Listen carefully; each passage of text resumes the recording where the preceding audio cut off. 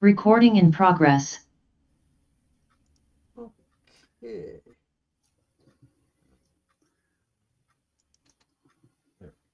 Good evening. This is the Chicago Computer Society's Linux SIG meeting for the month of March 2025. Tonight we're going to have a little bit of a mix. This is backup your system month. The actual date set is March 31st. APCUG and some of our past meetings this month have also brought up about backing up. So I have some material for that. The other thing is there's a lot of features, since most of us are on Mint, that also may apply to many other distros. Maybe it doesn't look the same or is in the same location, but the same basic features do transcend many of the various distros of Linux. I'm going to start off tonight with tips. Does anybody have tips? I think we should hold mine until other people have a chance. I'm having a little trouble understanding you. Are you hearing me now? I'm hearing you, but sometimes you're a little bit muffled and a little echoey. That is on your end. No, not this time. I'm hearing an echo from your end. How about when I talk? Who hears the echo? No? No. Hmm. Want me to log out and back in? I don't. Normally, if I'm echoing, I hear an echo, but Yeah. I'm Want not. me to log out and then back in? You can try it. Okay. Does anybody else have any tips for the group? Tips or questions? Didn't get there yet. We Okay. can't go beyond where we're at. I'm looking for tips. Does anybody have tips that other people need to know about?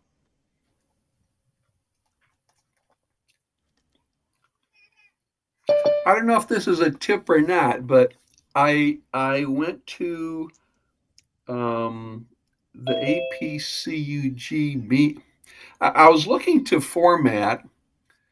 how to format thumb drives for my Linux box.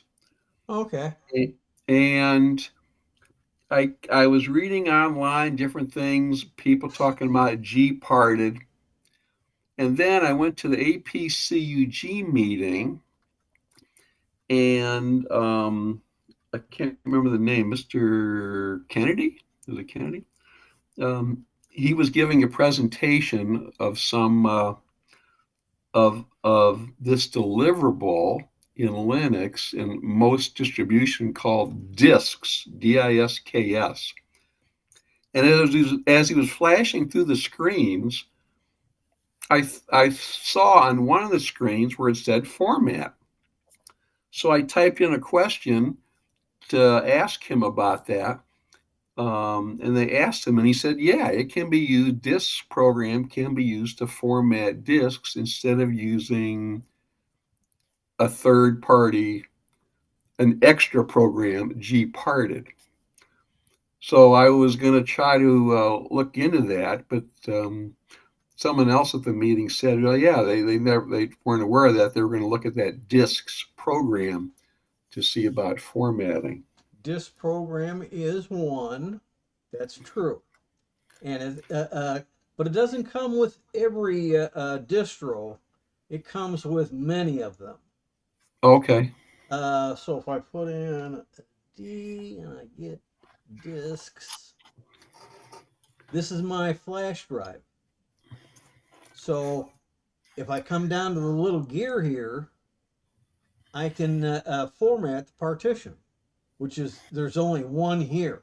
However, some uses of a flash drive may partition it, and you may have to take and eliminate the partitions first before doing more or less a format and make it a whole solid partition. In addition, there's down here, check the file system, much like Windows has. And if it says there's a problem, there's a repair option also. But this applies to your regular drives as well as flash drives. One moment, Bob. Now, in addition to that, you also have in here, way down at the bottom of all, you have two. This one here is the USB stick formatter. That's been in Mint and a lot of other distros also. There's also one here to where you can do an image writer. It's simpler in format than Etcher, but I don't know how good it is. I tried it once, but I'm not positive things went as easy as I think. But it did act very much like Etcher would. You tell it where your distro ISO is, you tell it what drive to use, and then you tell it, do it. Okay, Bob, you got something?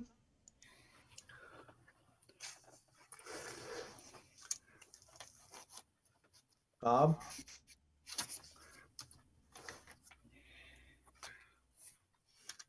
Something tells me Bob can't hear me.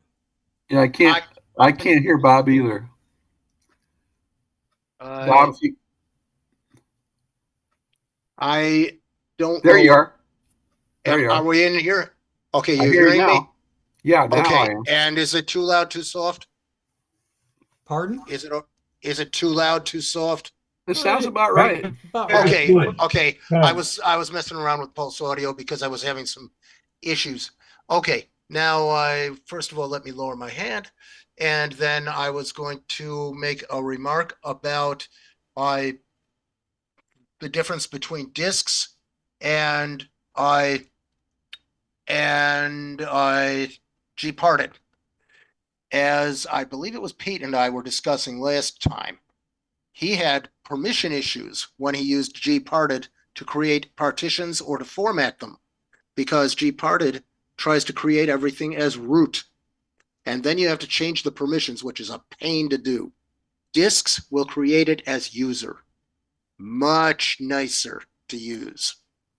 And the other one that the burner that Tim talks about, that's good for burning and install ISO.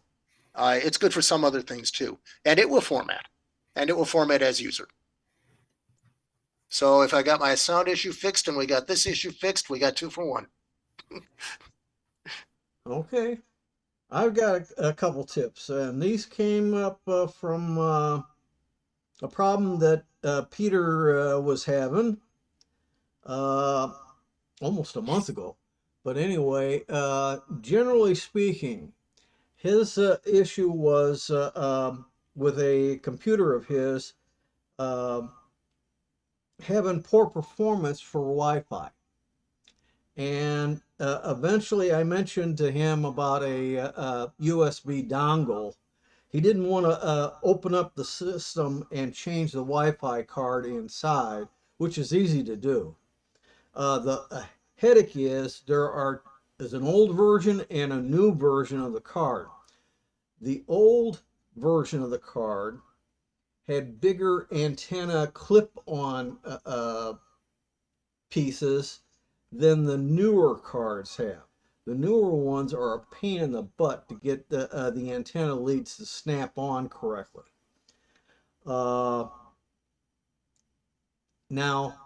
part of the question that he had was, well, what happens if I've got both of them on the same machine? How do I know which is which? So I come over here. Can you see my cursor down at the bottom near the sys tray? I'm going to the internet connection, left click, and here we are, wired. The wired is on, and it's actually what's working. Wireless says it's on also, and it has two different wireless connections. One's the internal one to the computer, like his machine, and the other one is a USB dongle that I deliberately plugged in. Now, if I take that USB dongle and pull it out, that drops down because of a change of hardware, and now I only see one wireless connection along with a wire. And I don't really need this a wireless on, so I can just click the switch and turn it off. So I think I addressed that one in part. The other part that I want to bring up was you go down to your start button, come up here and go to advanced network configuration. This shows you everything that has been connected. There is an Ethernet. There's I had two dongles, and this one here was kind of like a partial install that was removed, and I didn't delete it. So all I got to do is left click that, hit the minus button, and delete. Now for any of these here, whether you're logged into it or not, doesn't matter. You can double click, and here's the information about it and your security password. Here's the IPv4 and 6 settings. I don't use 6, but some of you may have to, depending on where you're at. You can have the DHCP, or you can change it to manual. And if you change it to manual, you come down here to add in an address. I'm going to stick in one fictitious one. 192.168.0.220. I'm going to hit the tab key, and mask 24 is the same as 255.255.255.0. And I'm going to tab again. The gateway is 192.168.0.1.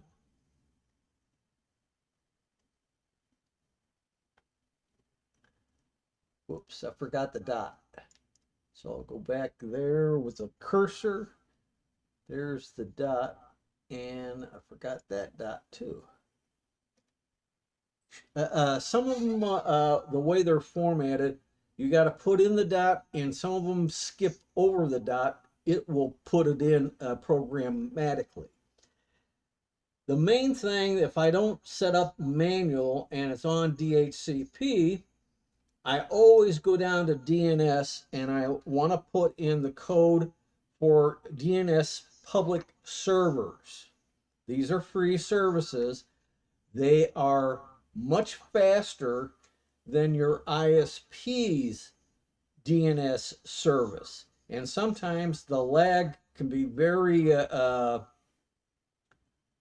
apparent from the ISP, depending on how much traffic is going at the same time at that DNS server. And and they don't put the fastest computer they've got.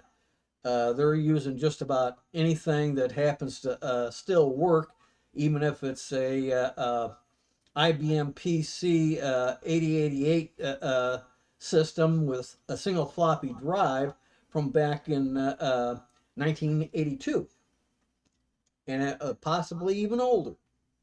So you can put in like Google. That would be 8.8.8.8 space 8.8.4.4. That's one of the publics. There is another one, called OpenDNS. I've been using for mucho years, more than a decade, I think. 208.67.222.222 space 208.67.220.220. These two the addresses, there's pairs. They're primary and secondary addresses for two different machines to connect to if one is too busy. But at the same time, too, you always put two addresses in. There's at least, I think, 4 other public ones. I don't remember them off hand. I think Cloudflare is one of them, and I think it's 1.1.1.1 space 1.0.0.4. One. Oh, all right, it might be one. It opens and closes with ones. Okay. And there's at least 3 others. One's some kind of a family cloud. There's the Nines DNS. All nines, yeah. Yeah. And I don't remember what the secondary is, but the primary is just 4 nines with a decimal point in between. I'm going to cancel that because I don't want to change anything. So those are 2 tips there for Wi-Fi. Anybody else got any tips? I related to Wi-Fi. You also should consider, even in Linux, drivers and firmware. Make sure you have the latest firmware update. And if your kernel has been upgraded anytime recently, this happened to me in Linux Mint Debian edition. I had a kernel upgrade, and it took a pretty big jump in kernel number. And I lost my Wi-Fi in the new kernel. What has happened is, in the Linux kernel, there's been a change in philosophy. They no longer want what are called binary blobs, which would include drivers and other binaries inside the kernel. They've moved them out to a higher level, to other areas like USR, library, firmware. And in USR lib firmware, you're supposed to have the various drivers. They are not automatically installed in Debian. In Mint, they're better about it, but they aren't always there, especially for newer hardware. And you may have to go out and fetch these binaries from repositories, which are well known and listed. There's a kernel maintainers repository. And if you get a discussion online that gives the exact page you want to be on, you'll save yourself a lot of work. And what you do is you take that entire bunch of drivers, you will have to go in as root, and you will have to create, for example, the Intel ITL Wi-Fi, or the very famous Intel Graphics i915. Those will contain several different drivers which you'll have to download. And you put the binaries in where they're supposed to be in, because that's no longer taken care of by your kernel. Kernel level 6.12 is where this showed up. Oh, I've got a. So that can also affect Wi-Fi performance as well. I've got a distro that's got kernel 6.13 something. Yeah. And I haven't had a problem with it. Peter. Yeah, let me lower the hand first. So going back on this, when I first started with Linux, I purchased some small USB dongles that said that they were Linux compatible with Mint. And I bought some. I bought one. It worked really well. I went to go to the other machine. I bought some more. They had a revision on the newer ones that didn't work with Mint. So even though it was the same brand, same model number, there was a revision from A to B on those, and it did not work anymore. So I've decided, and I picked up a couple of the USB dongles with the long antennas that stick in the back, and I use those now when I need a dongle, because I know they work with Mint, and I've got 2 or 3 of them, and they have better range, so I don't have to worry as much. So I just did not, when I was talking to you, Tim, a month ago now, I didn't want to open that box because I didn't want to actually have to buy hardware, because I knew somewhere in my kits I had these dongles. So I went into the shop and I found the dongles and I plugged it in, and then it worked. And then I upgraded that one to 22.1, and that one works really nice now. And the one we're sitting on here is also 22.1. So I'm cross-platform, all on the same version. Yeah, whatever works for you. Hardware can be so unique that you really need to tailor your Linux experience and your Linux setup to whatever hardware you are using it on at any given moment. And if the Linux changes or if your hardware changes, you need to make adjustments.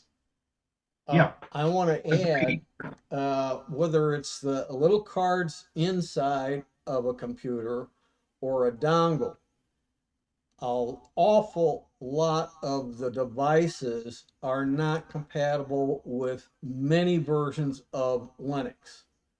And they were, in fact, if the, especially a USB dongle says it's for Windows, it's for Windows, and odds are it will not work for a Linux. So you really got to do your homework on a USB as well as the cards for Wi-Fi. That's an absolute must. There's no way around Agreed. it. Agreed. And I did the homework, and the first one worked, and the second one didn't work because the manufacturer did an upgrade. Right. But the upgrades occur all the time. The bad part, the bad part is that the bad part is it may not say on the packaging this is a different version number, and that might be a factor. It's therefore you have to be careful about these things. I don't know where you got the other USBs that you got, but generally speaking, you do have to be exercise a lot of caution, etc. in getting the devices. I don't care where you get them from, whether it's the store right next to your home, or if it's something that's on the absolute other side of the planet. It doesn't matter. You got to do the homework to have the best chance of having the device work, period. And once you buy it, there are command line tools that will allow you to identify what you've got clear down to the revision.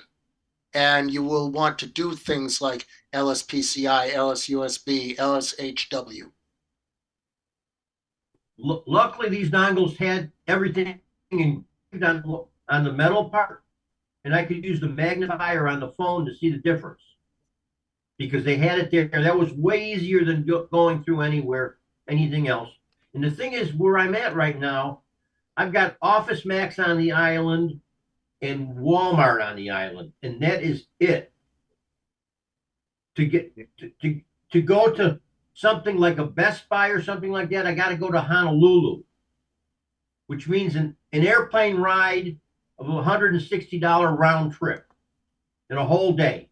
Gee, that So should be it's nothing for you. it's Office Max, or it is Amazon, or it is eBay for the most part. Best So Buy I'm is very online. careful with what. Best Buy is online. Yeah, but getting stuff sent to him out on the islands is a problem. Yeah, I understand. Shipping is the issue. That's the paradise tax here. Yeah. The number one, it's time and dollars. If it goes only UPS, you got to start off at $50. Woo! True. Yeah, that's going to be FedEx or UPS is $50 for starters, ground, whatever. Yeah. So it is flat rate boxes if you can get them to put them in Right. flat boxes for 17. So hmm that's where Yeah. I like Amazon because I got Amazon Prime and I make sure the box is checked when I'm doing the searches. And then I don't have, it may not come in 2 days. It may come in 5. It may go to, I've had them go to Puerto Rico on the way here. And But through the Eventually- Panama Canal, no doubt. Well, at least it's an island. Yeah, at least it went to an island. It was just on the other side of the Panama Canal. Don't worry, we'll own the Picky, canal. picky. I haven't had one go to Guam yet. Don't I worry, haven't had one to Guam yet. You haven't had what? I haven't had one go to Guam yet. Oh, Guam. Yeah. How about What I Wake was saying- Island? What? How about Wake Island or Midway? Those you have to have an APO, I think it is to get to. They're military They're restricted. military. I Guam's a territory that you can be a civilian on. pulling this back on toward the topic. I did want to mention that there are tools where you can find out what your internal card is, which is something you won't necessarily know until you go into the command line and list your hardware, list your PCI, and list your USB. Well, but if the internal card isn't working, you have and you to. don't want to bother taking it apart and buying another card that may or may not work, the USB is the best solution. It is. There are cards that are available through like eBay that they're cheap. They're for Linux systems, if that's all you're running on it. And even then, if it's you run Windows on it, odds are it'll work too. Yeah, as part of finding the drivers that I needed to restore my Wi-Fi, I did use the command line tools to identify my hardware first, Right. and then I could find the drivers. But like I Yeah. was mentioning, and I wanted to mention, based upon what you brought up there, you can use a command line. Okay, you got to remember, not everybody's hunky-dory with command line. They want GUIs. Second of all, you have a situation with the cards that are inside the devices, and there's 2 models.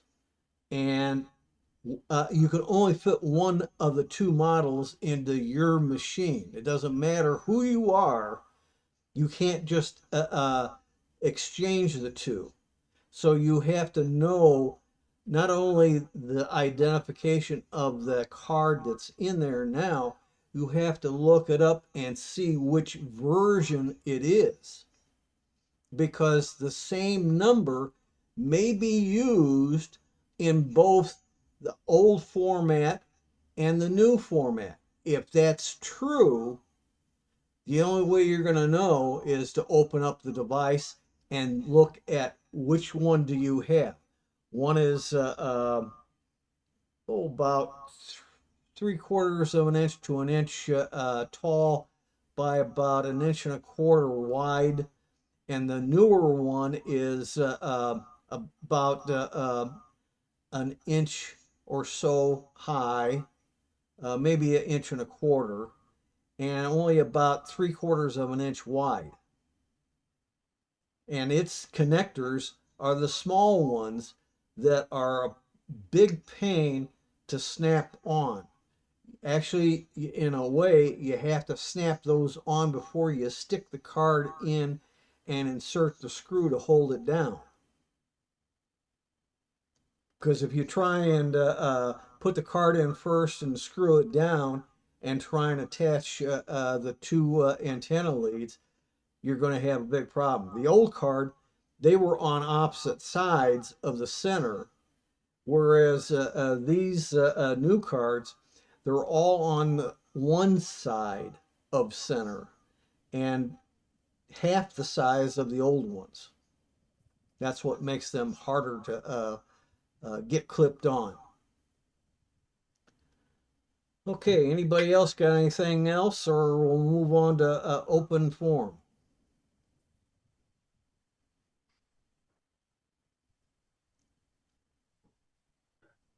Okay, let's move on to open forum. I'd like to discuss a little bit about this brouhaha that's going on about intellectual property that nations have sanctions on, which has had the effect of Huawei abandoning Intel chips and Microsoft Windows on their forthcoming line of PCs and cell phones with their own operating system called Harmony OS,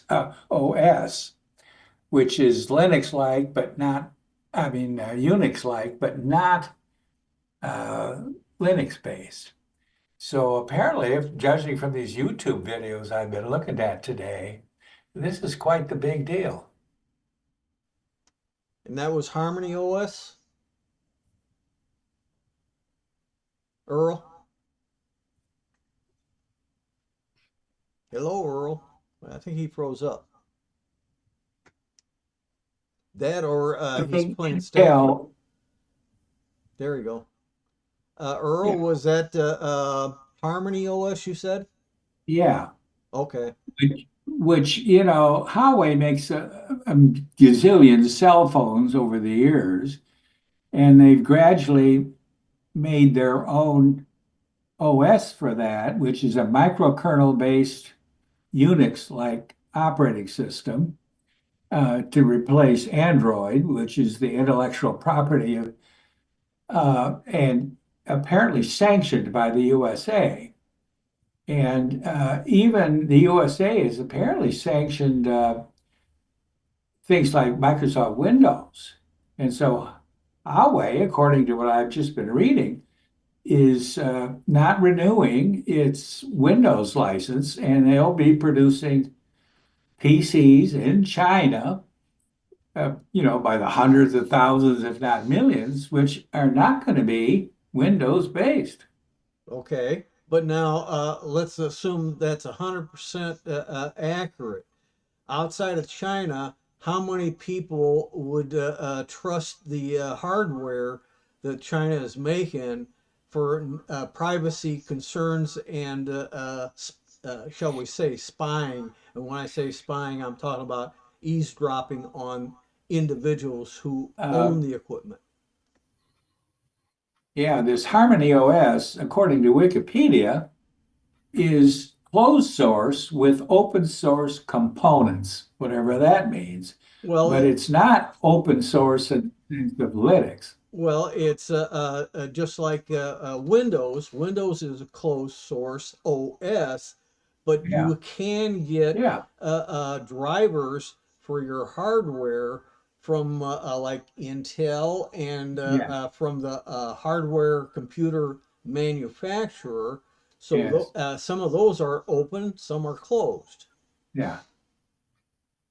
But I Anyway, personally, I wouldn't trust the Harmony OS for not spying on you and everything you do on that device going to China being recorded.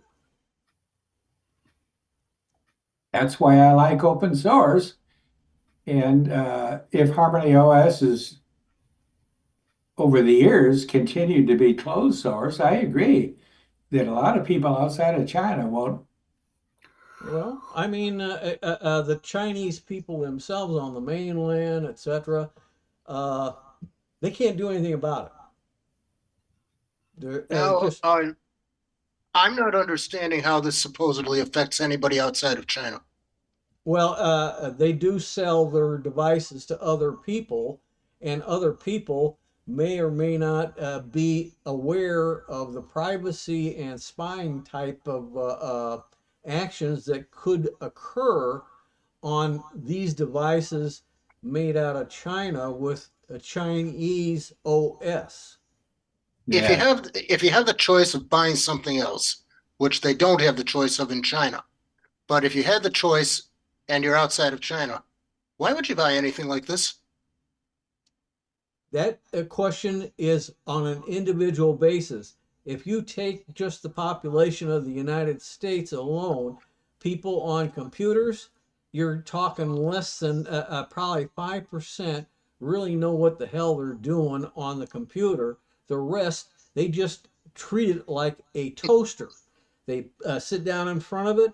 They want to do their email, their shopping online, banking online, etc. They don't think about privacy and security, especially in younger generations. I think one of my points is both the US and Canada have virtually banned Huawei. Well, I understand that. So why is it even an issue for us? Yeah, but there's still Europe and the rest of the world that isn't part of China. There are places in Europe that also have banned Huawei. Well, there's how many in the European Union? 33? Yeah, Europe used to use Huawei components in their 5G networks, Yeah, and those components never ran any Chinese operating systems. right. But So you don't know that. I'm really not understanding why watching a bunch of YouTube videos suddenly becomes a reason to panic. I'm not panicking. I just think it's interesting because the China market is huge. And if Not for Windows and outsiders. Intel, For outsiders, it's not huge. China never pays for Windows licenses. Uh, Google does business inside of China, but not with Android. oh, I mean, the companies that would be impacted already don't do much business in China. They don't have a lot of sales. Microsoft does have sales in China, but they also have a lot of people using Windows without licenses. Well, outside of European Union and North America, at least United States and Canada, there's high percentage of people running Windows with no license because it will run. It'll give you a watermark down in the bottom left corner that it's not activated, and it stops you from doing some personalization changes. Outside of that, it works. Actually, in some places like Latin America and China, they figured out how to get around that and give Windows full function up through Windows 10. Okay. Windows 11 changed some things. Well, that's normal. Once something is in the wild that gets around restrictions, somebody somewhere is going to try and figure out a way around it and maybe make some money off of it. yes, of course. But the Yeah. money may not be direct money.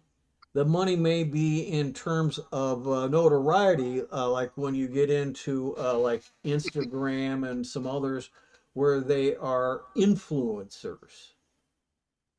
Yeah, a lot of these hacks that involve getting fake software and Uh, Software and hardware unlocks.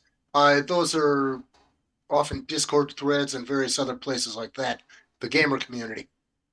Right. But anyway, yeah, I suppose this does impact Linux and open source development to some extent. But let's not forget, India is also a growing market for Linux. Well, I mean, when you consider the number of people coming from India into the United States, whether it's temporary employment or permanent residency, most of them have had education on Linux systems, not necessarily on Windows or even Mac OS for that matter. That's right. Of course, Linux is far more affordable. And in many places in India, this is the way to get access to computers and to learning about computers. Right, Yes. absolutely. And for many of us, we can learn about computers by using Linux, and it's not as costly as trying to learn by using Windows or Mac or some of the others. It depends upon how you look at things. It has a higher learning curve than the others. That's a cost factor in human hours and effort to learn it, and Yeah. versus the ease of it, versus an outside upfront cost like Microsoft. The retail version of Pro is around $200. Yeah. The home, I think, is $140 or $150, and most distributions of Linux have always been free, though there may be paid versions. That's usually done only the paid version by mostly businesses trying to have support that they can Yeah. contact somebody there. I've got the following problem. What is a solution?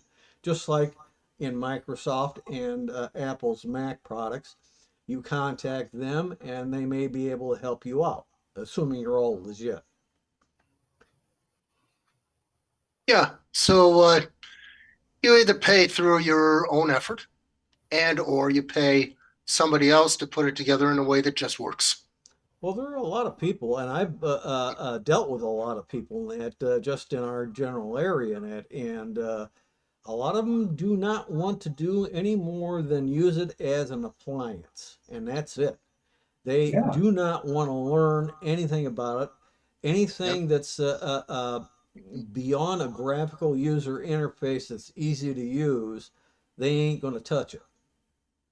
For those people, there are Chromebooks, there are phones, and there are Macs. That's right, but a lot of those people that's why they don't like the command line. They think Yeah. they're rigid thinking, closed-minded on command line, that you have to remember every little detail. That's not true because you only use a fraction of the commands to begin with and only a fraction of the options for those commands. So you only have to remember the ones that you actually use, and there's a way of remembering those in some cases as aliases or as scripts that you can write up, and they're anachronism going back to like batch files Mhm. in DOS and old Windows, but a lot more sophisticated.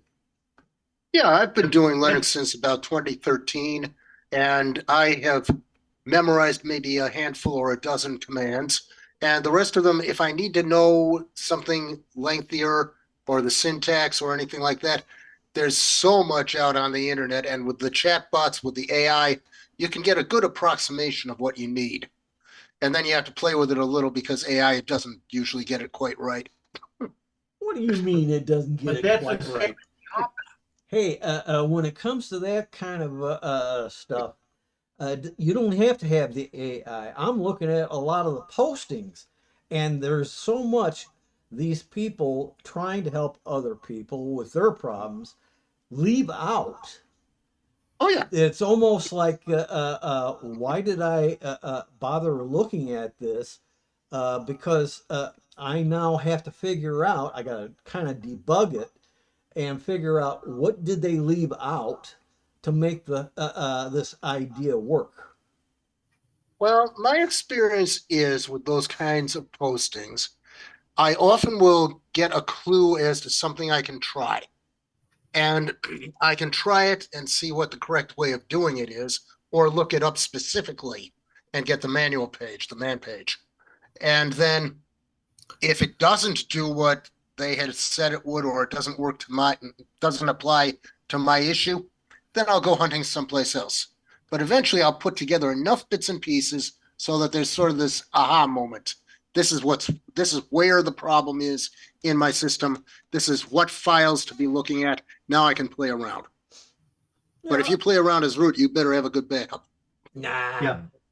Yeah. Based on my own personal history in corporate world, only 5% of corporate users use Office to anywhere near 20% of its capabilities. Oh, 20% is rest too just- high.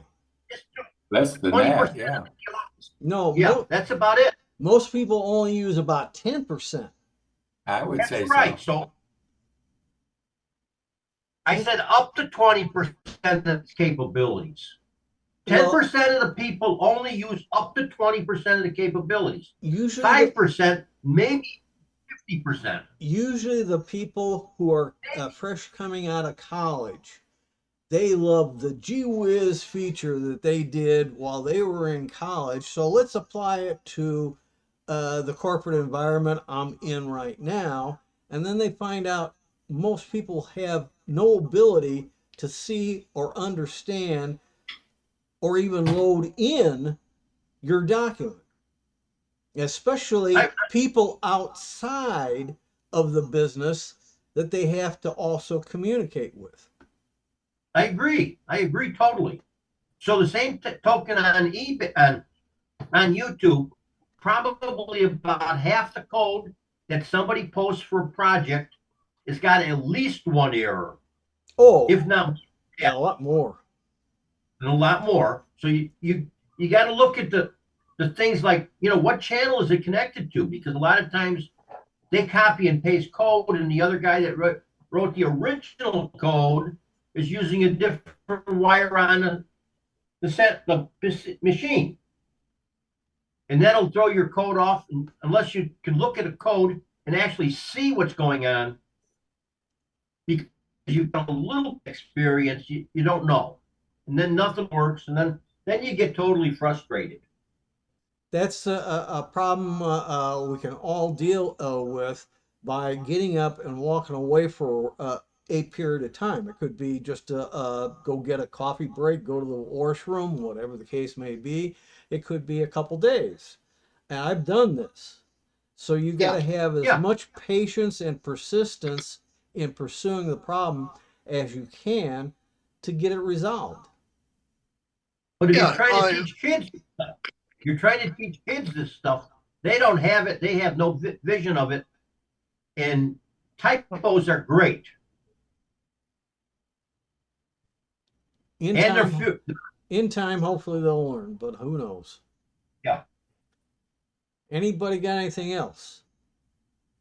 Wayne, didn't you want to know how to show what version you're on with your Linux, or which dot version you're on? How to display that on your computer? Yes, he did. Let's see here whether Wayne, are you able? He's not muted, so Yeah, I'm Linux. Yeah. The question is, do you want us to show you how to show that system information that Right, shows the version you're on? right. Okay. Either Tim or I could share a screen and pull that up. That would be the system information. yeah, hang loose. And where to find that in Mint. The clicks to go through. I'd rather do show them in Arch. Okay. That way, If it looks the same, it's fine. it's Cinnamon Desktop. If it's Cinnamon, it'll probably work the same way. That's the beauty of Linux. I wouldn't You bet can on make it that. look similar even if it's a different distro. Okay, I brought up the command window. I'm going to type in SYS, and system info happens to be at the top. Click that, and I am in Mint 22.1 Cinnamon. It has a Cinnamon version of 6.4.8. The kernel is currently 6.8.0-55 generic. I've never seen anything other than generic, so I'm not sure what that's about. Okay, so I've got Linux Mint 21.3 Cinnamon. You got to upgrade. You can't update. You have to upgrade, and I've posted that many times in the past. I don't have it readily available right No, now. I haven't upgraded yet then. No, you have No. not. Here, I can probably give you the commands. I Put don't, it in the meeting chat, Tim. pardon? Yeah, if it's command line code, you might want to put it into chat. Uh, hang loose for a minute. While we're on this, by the way, there's also an option in the Cinnamon desktop that when you show the system information, you can also, there's a little button that says copy to the clipboard. So you can save that information and put it into a document. Mm. Oh, I see. Yeah, it says copy to clipboard. And then Gotcha. that's the copy paste. Now, Yeah. that line there gets you the upgrade to 22.0.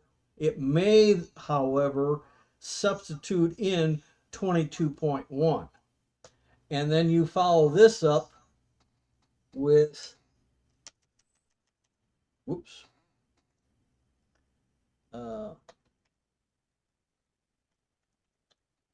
Linux Mint. Sometimes you have to put in sudo, but I've gotten away with it sometimes without. And that gets you in the ability to execute it. Now, if you do have to upgrade, in other words, if it when you look at the system information afterwards, it says 22.0, you have to do an upgrade. And what you do there is the following: you go down to the start menu again. If mine, I've got an icon sitting on top of my start button, so it makes it difficult. I'm going to come up to the top here and I'll put in SYS again. Come down to Systems Reports. Click that. It says right now I've got no problems, but it might come up here saying there's an update available to 22.1, which is called XIA. And you click on that, go through that, and that'll get you to the current position of 22.1. And Pete has kindly placed these commands into chat. I don't want to. Pete did. Pete can do it then. He already did it. Good. It's there. That Well, takes the burden off of you, Tim. he can't read. Anyway, Wayne can. Wayne can. yeah. Read in 2 languages, Tim, and maybe 3. Here's another little gotcha. English and German. There's another gotcha. This applies to Peter's problem that he had at least a month ago or better. And I had a situation myself, but it wasn't due to a power outage. Power outage is a main thing. Sometimes it can be a hiccup on your internet connectivity during an upgrade or update. And so far in the graphical updater that we have in Mint, this thing here, it won't tell you, I got a problem. Something went wrong. However, if you go to the command line and you take this, hang loose for a minute. Oops.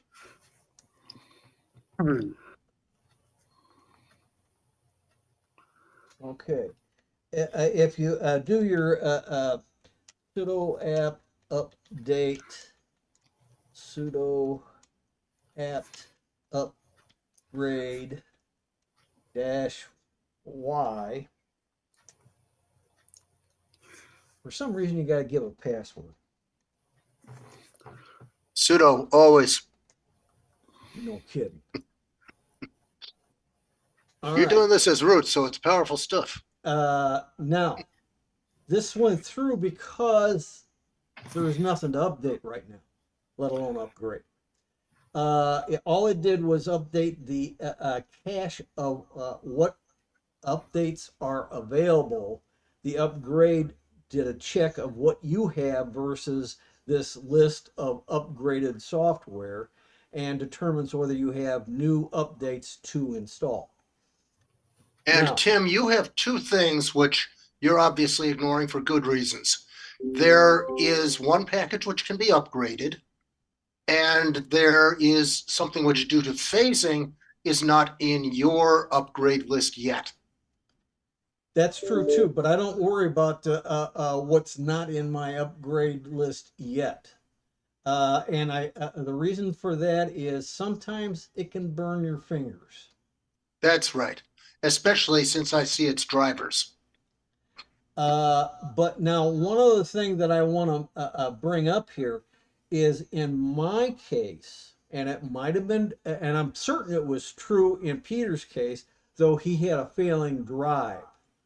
The last couple of lines down here caught my attention, and when I stared at it for it seemed like forever, I ended up realizing it's telling me something went wrong in the previous upgrade or process of installing stuff.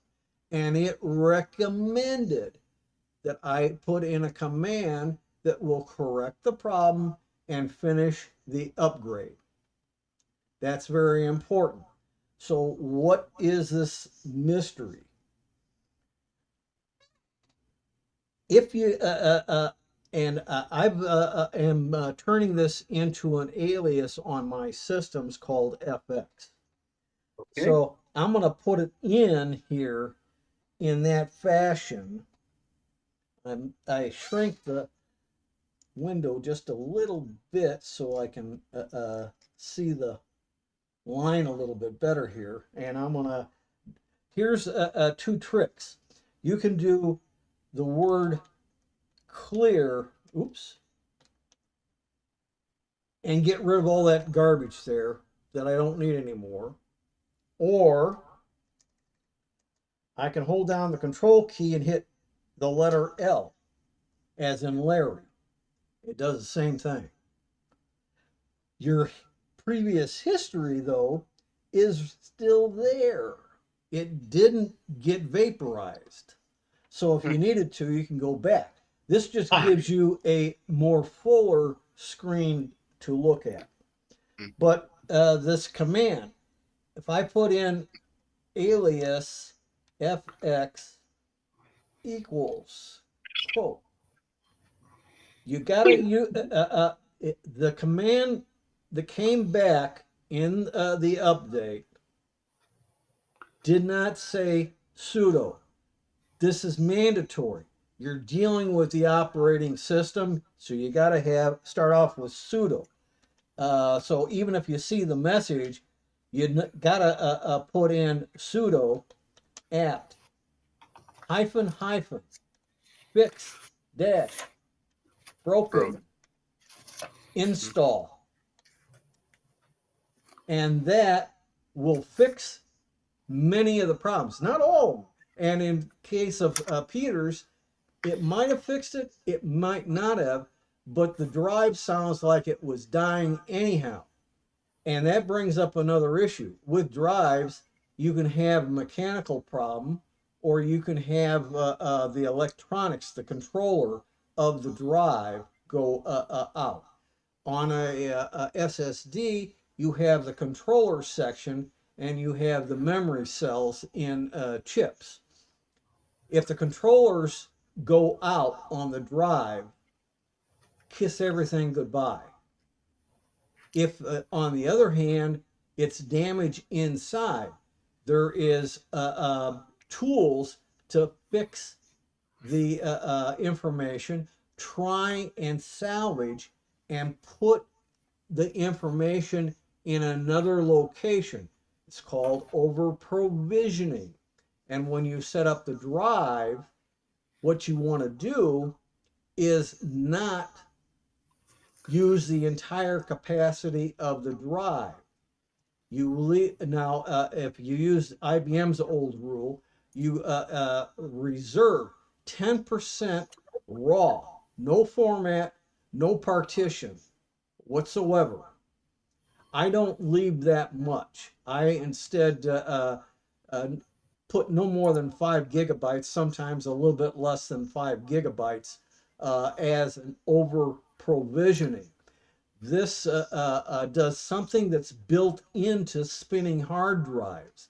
They have a hidden section you can't touch that is for over provisioning purposes, to be able to salvage data from damaged areas and put it into the reserve area, change all the links automatically for you, and everything may run a-okay.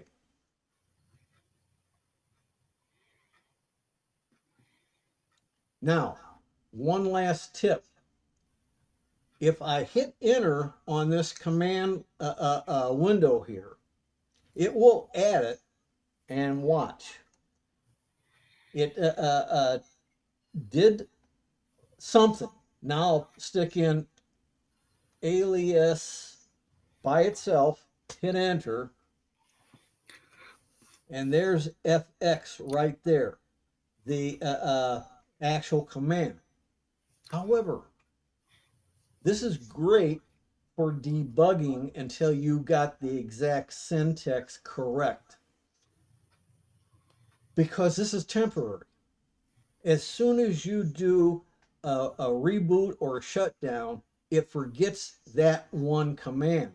All the other commands here are in a file that you have to edit to put this command into to make it permanent.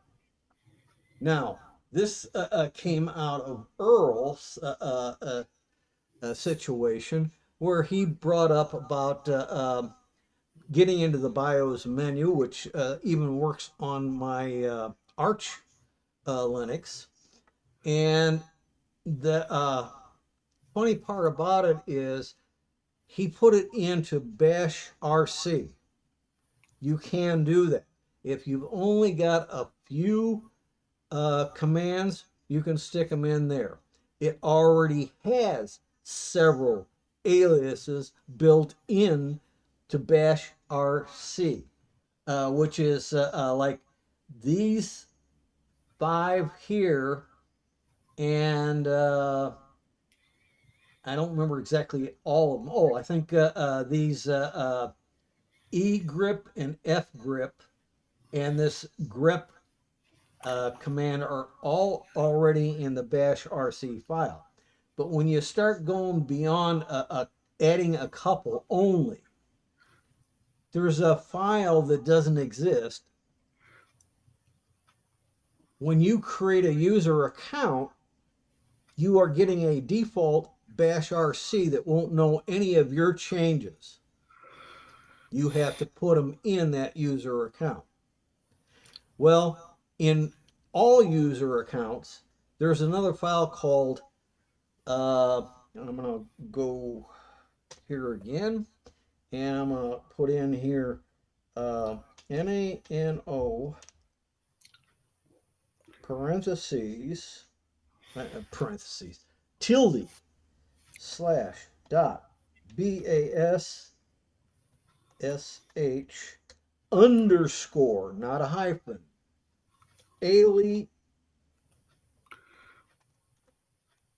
aliases. You got to put an ES at the end. Hit enter. These are my add-ons that I've been putting out there, and I can now go in here and I can hit the enter button, hit pound sign, which means comment, ignore it. Fix broken upgrades. And then I put in alias fx equals sudo apt dash dash fix broken install. I usually leave a space at the end because some commands, the way they work, it's best to have at least one blank space before you put in the closing quote or double quote. Now, this will make fx permanent. These are not in order here, but when you type in the command line alias, it will put them in alphabetical sequence by the command code that you chose. And now I'm here, I want to write this back out to this user login. If I create a new user, there isn't one. So I have to create it. Or I can copy one that I've already got somewhere else, like say in another user account. All I need to do is hold down the control key, hit O. It tells you in home, some guy named Tim, the user, has a file called .bash aliases, or it's going to create it. And I hit enter. It wrote out 52 lines. I'm done, so I do a control X, and I'm out of the editor. Now if I type in, once I put it in that file there, it's not live yet. All the other commands that were in that file are live, but the FX one isn't live yet. So I want to, I keep mixing this one up. I think it's execute bash.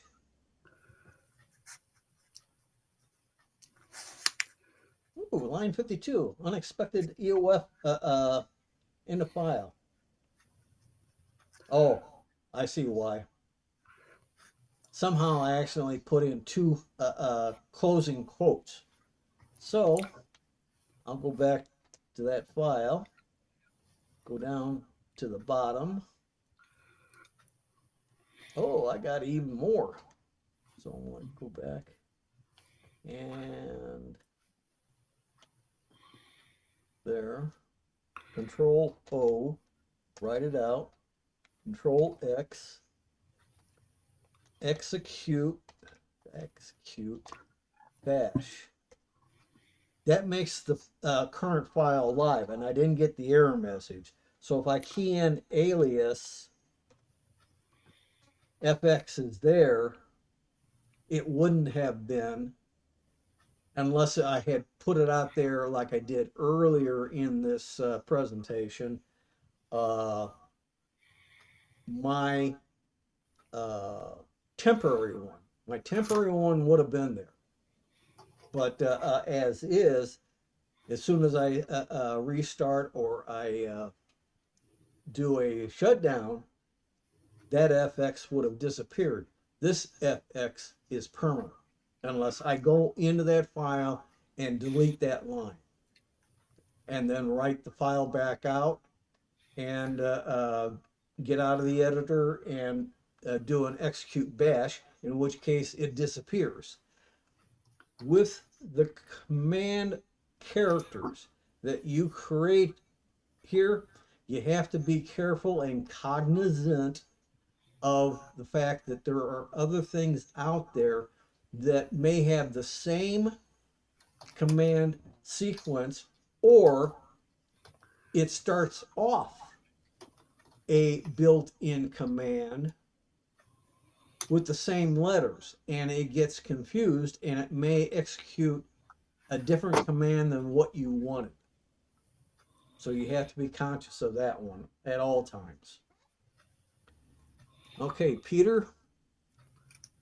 Okay, to give the rest of the crew here some history on my old system that you brought up in this, that I had a failure, a power failure line failure Right. about a month ago on this system that I'm currently using, and it corrupted the not the home directory, the what's the second directory we put in normally? Root. Root, not the root. The root was okay because it was There's able to only, boot. well, you have possibly UEFI if you set that up, or a separate boot partition. You have the root, and you have a home directory. Oh, well, not directory, a home partition, Partition. and possibly a swap partition. Yeah. Okay, so it totally corrupted one of them on the hard drive. Oh, So I'm what I- guessing it was your root file system. Okay. probably was, but here's the thing. Okay, so let me finish the story. Yeah. Let me finish the story and then we can go into discussion. Mhm. So what I did is I used gparted. I tried to fix the partition, and the partition wouldn't fix.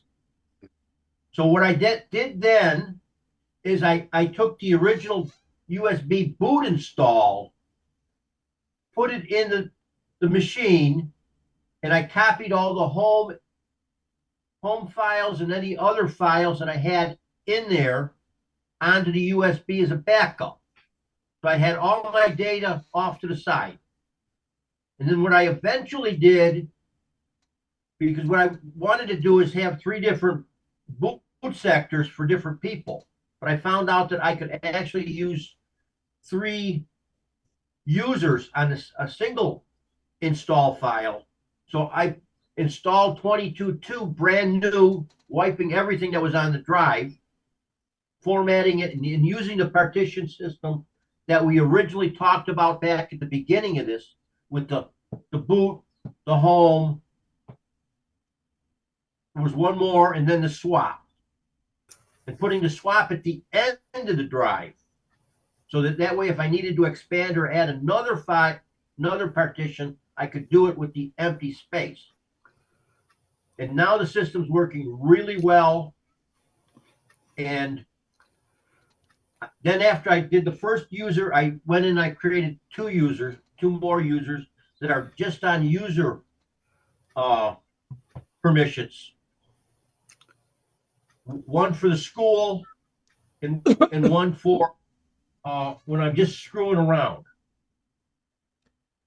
Well, another thing that you could have done, your install media stick that you copied the home directory onto, you can also take and reinstall just the early partitions, such as the boot or UEFI and the root, and it will not touch the home directory or swap.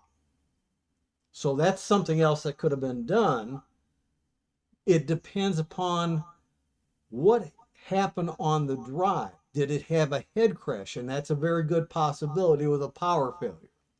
However, So if the machine had kept running, in your case, it would not have, but had it only been a temporary blip and stayed running, that's where this sudo app fix broken install comes from. It would have probably tried to figure out and correct the problems that were in the root and finish the upgrade. So it wasn't during an upgrade. It was just during normal use when I was there. and we lost power for about an hour and a half, which happens here because wind comes, blows down trees or cars hit light poles. Well, Not everything, here's not everything is around here. you got to remember that with a spinning hard drive, if by any chance it's trying to write out something when the power fails, it has enough energy that it's still spinning the disk, and it may be writing out on the head that is moving across all the surface of that spinning disk to the parking location. That doesn't happen in SSDs. Yeah. So this is still a spinning drive. It's still the original drive on here. I did a fix on the drive. It took those bad sections out of the drive, so I have less memory on there on the drive. But I put a 22.1 USB in, so I did not copy the files to my original install drive, the 21.3. I copied it to a separate USB drive that I had attached while I had the 21.2 drive installed and running the machine, because I could get to the files in the home in the other partitions I had.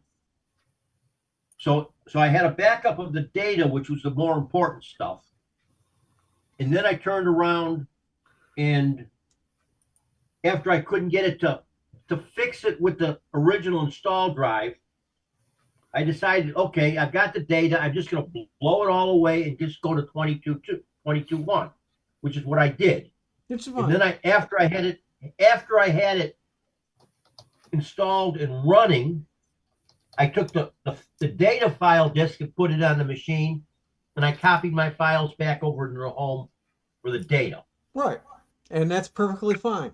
That's not an issue. I'm just saying, quite often, you can still back up that home directory as an insurance policy.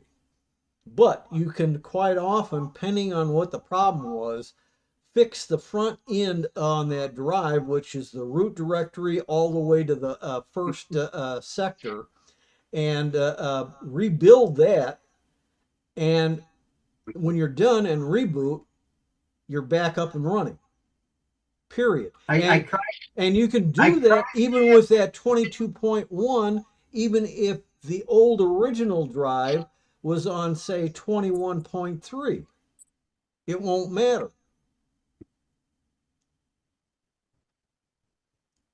I tried that first. I tried to repair it using Gparted and other tools, and it would not repair.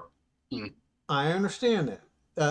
You So, probably that's why had a head crash, which doesn't exist on SSDs. Yeah, but it's not an SSD in this thing. And Well, you can one of these replace days it. I'll buy an SSD.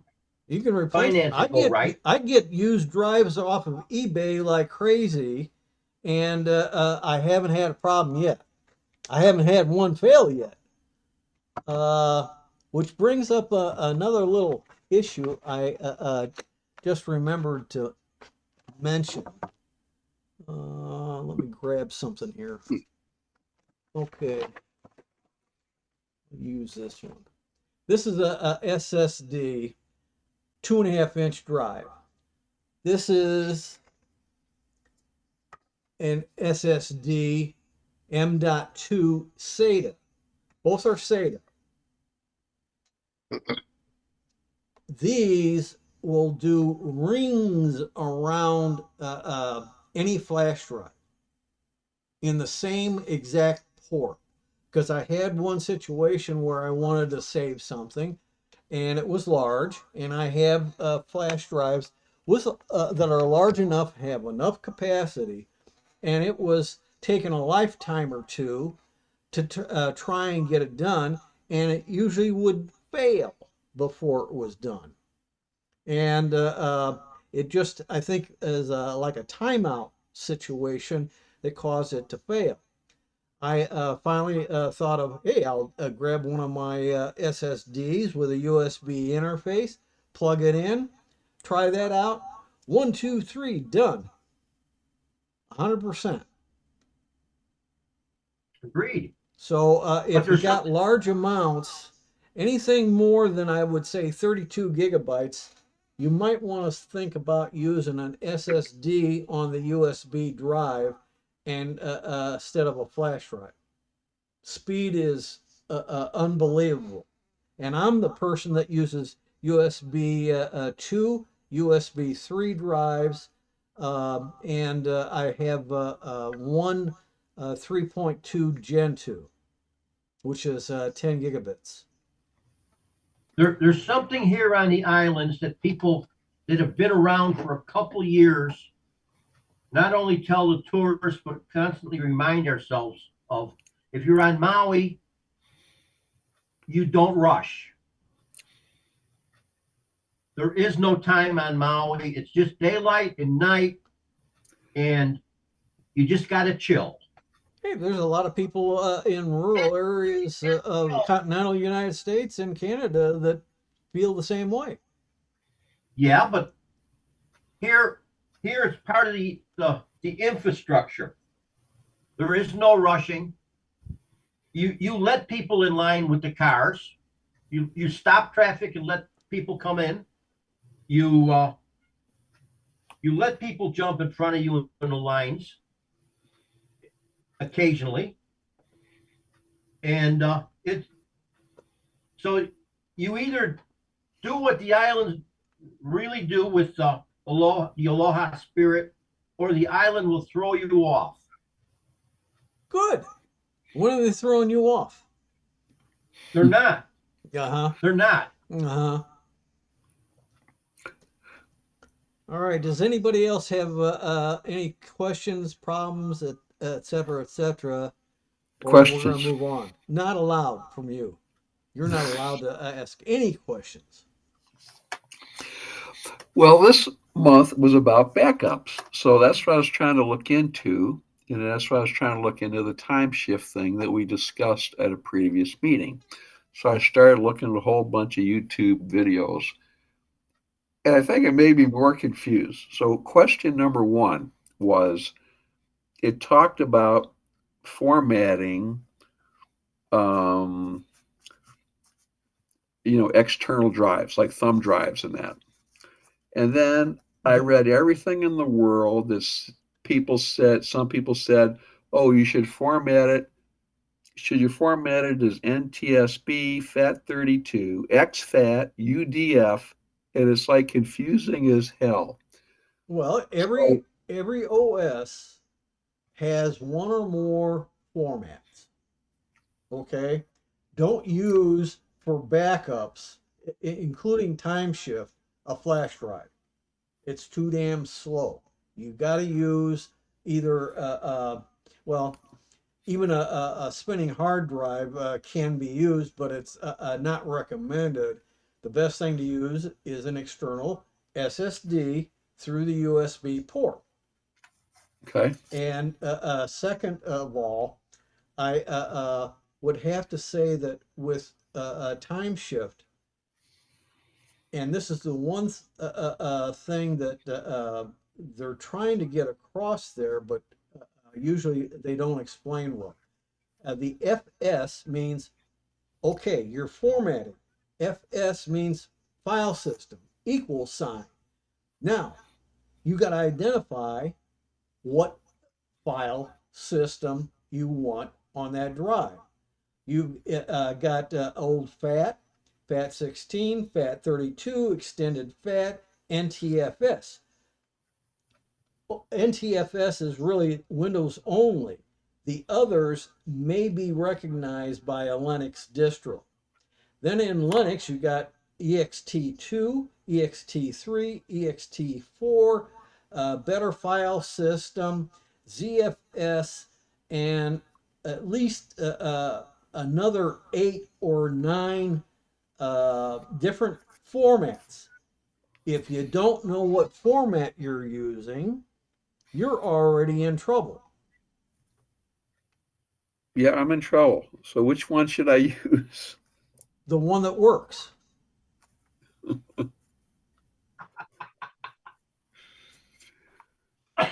I'm serious when I'm saying this. You have to know what in the world you are dealing with. If you don't know what you're dealing with, that's a big, big problem. Let's see here. Hang on a So would I minute. be correct with number one, saying that when I save my time shift, I want to put them on an external drive? If you don't, it'll put them in root. Okay, so Unless I you want to go external. change it to something else. And here's the other thing about time shift. There is no compression. It's a straight copy. If you have um, a 250 gigabyte drive and you are doing a time shift of the entire drive, including the empty spaces, your destination's got to be the same size. And that's Oh, one backup. If you want multiple backups, multiply that by the number of backups you always want to retain. If you say, I want to always have three backups, a father, son, a grandfather, father, son methodology, you might have a fourth area not used yet. That's a gigabyte. Excuse me, a terabyte, a real terabyte that you have to have on the external drive to do four absolutely complete time shifts. But time shift has many other capabilities.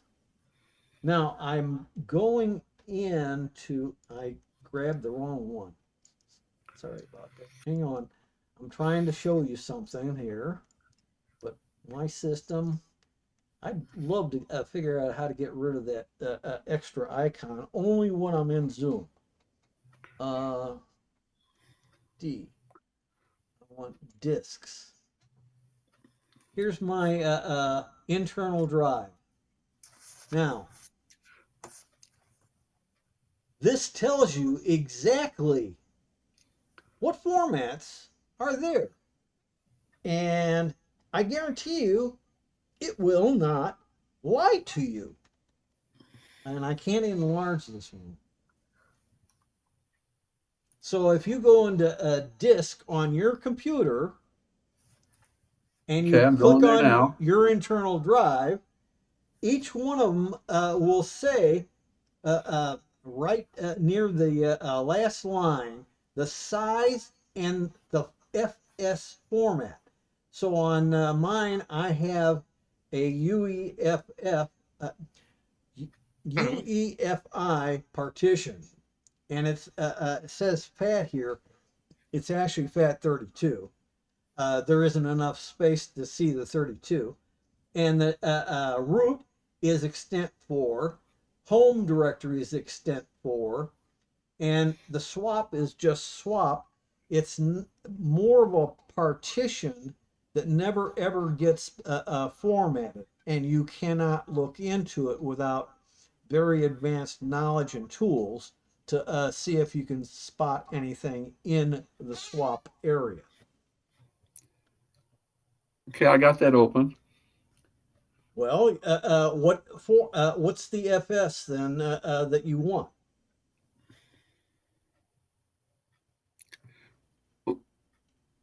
What do you mean that I want? Well, you were questioning format space FS equals, and you didn't know what it was. What format do you want? It's telling you what you want, your whole Linux system. Well, when I look at the same screen you're looking at, and I look underneath where it says contents on the bottom, mine, like yours, says FAT 32-bit version down on the bottom. That's because Contents. it's lit up. How Oh, about going and clicking on that one, or clicking on oh, that one, or that one? You can look in the screen here. It tells you exactly what it is without even having to look at the bottom section. That's what I'm okay. getting Then the at. next one says ext4. Next one says ext4. Okay. So partition 2 and 3 say ext4. Now, time shift primarily backs up the OS.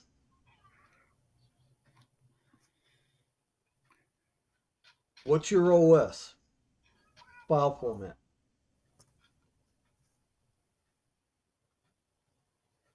Well, I guess it's the ext4. Correct. But you have to use a different piece of software to back up the home directory because it's data. This is one of the headaches that a lot of people don't grasp.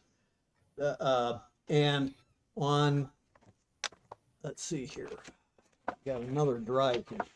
This is a USB SATA drive also. You can create with time shift what's called a snapshot. This is the critical information in order to be able to get your system back to a bootable state. And I have 3 images on here currently. The it's not compressed. The last one I think I made, which was last month, was a little over 48 gigabytes. And compared to a Microsoft Windows restore, that's gargantuan because the Microsoft does compression. And regular backup software usually will do compression. And that reduces the amount of space needed for the backup. So more fits on less, smaller size drive, external drive.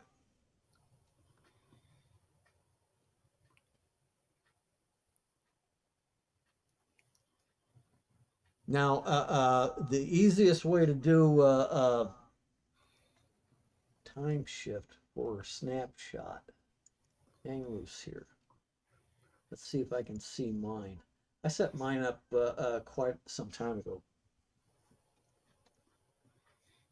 And I don't use it on every machine, only certain ones.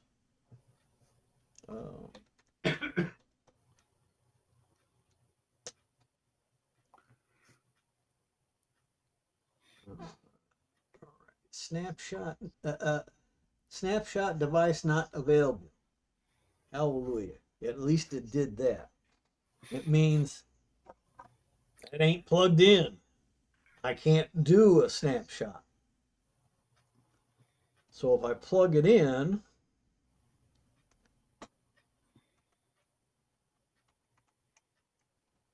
usually I plug it in.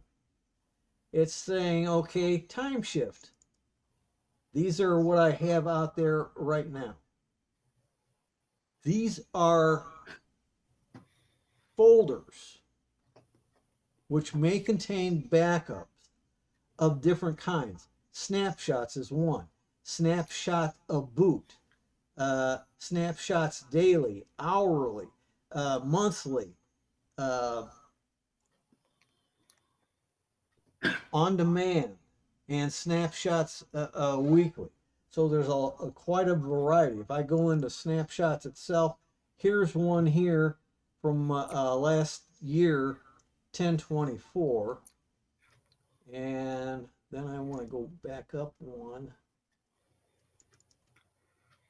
Okay, most of the folders it creates initially are blank, empty. They're waiting for you to make a setup that does a type of backup that goes into any of these folders. this is I can't go into great depth on this, but generally speaking, the snapshots create a little script and allows me to run a snapshot. And these are other snapshots that I have out there in time shift. As you can see, there's lots of little tiny files that a lot of them are log files. What happened? That's what a log file records. Everything you're doing is recorded in a log file. And unless you have a problem, most people don't mess with the log files. So it's a case where you have to decide what type of backup you have. You have a wizard here. By itself, it won't do a lot. It's expecting you to use either rsync and or a better file system. I've only got one system that has the better file system. Everything else is ext4. rsync is very heavily used by Linux and will be for some time. I can go next, and it's formatting a system size file right now, but I'm going to, no, you ain't gonna let me.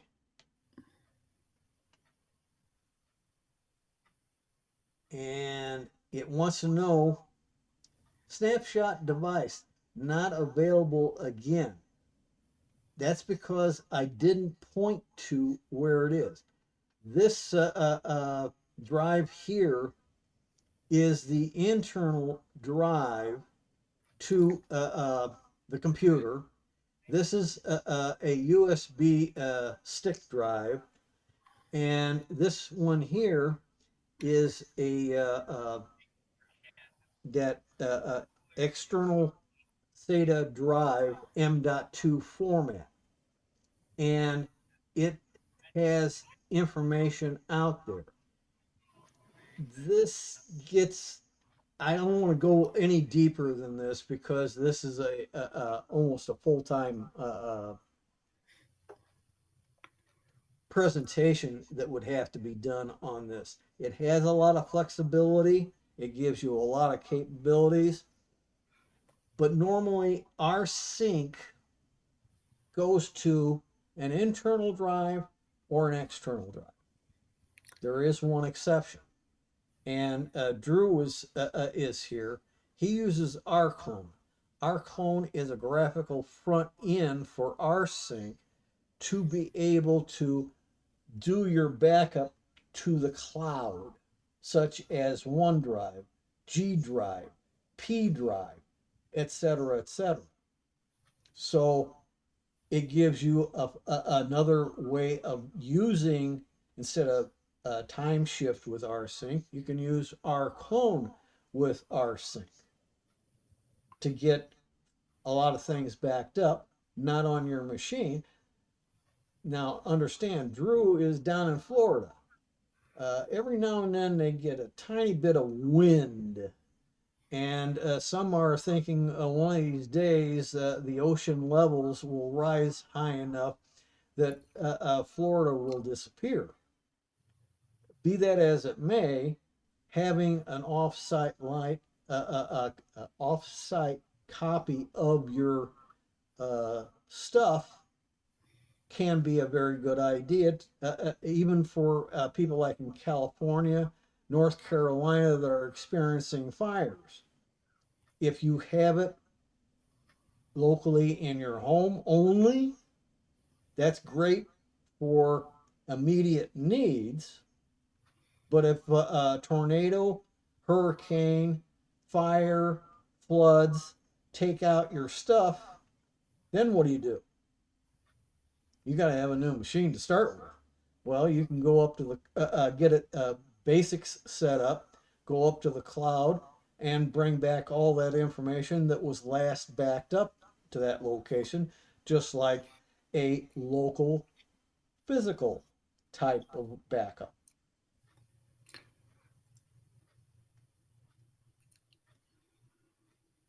Peter? Okay, so this is a question for both you and Bob.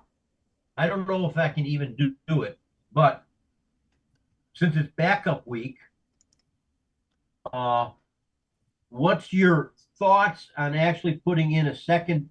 Like I've got this basically a laptop on a stand in the office, so all in one. I don't know if it has a connection on the inside for a second drive. Yeah, but you can use a USB drive like I'm doing. Okay, so I have limited, very limited desktop space. You got to figure every square foot of this desktop costs me $2 a month. How big is this? What? How big is that? That's an I don't want, M.2. I don't want, okay. I'm trying not to have a whole lot of extra wires because I do all sorts of things here. Well, I have Okay, that so disconnected most of the time. I am thinking of putting a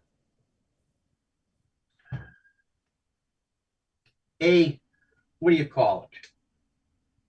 A solid state drive is the second drive in the machine and using it like the machine's drive is a 500 gig, putting a terabyte SSD inside if I can, and use that just for backup. So that's my premise right now. Is a second drive? It's a second drive. Okay. As long as you can do a second drive, but you got to remember, if lightning strikes, kiss it all goodbye. Remember that this machine is not my primary machine. This is a play machine. You do. And the files that I really need to have are also on the Google Cloud. But you do backups as an insurance policy against loss. Correct. Otherwise, why do a backup? Correct. Backups are to make it easier for me to recover if something goes wrong. If you are getting a power outage periodically, that means you're getting a surge. That and lightning can wipe out that machine and wipe out that backup because it's in and connected to the machine. This is only plugged in when I need to do the backup. It's unplugged afterwards, and it's going to take an awful lot of amperage and voltage to jump from some kind of a connection to this device and wipe it out.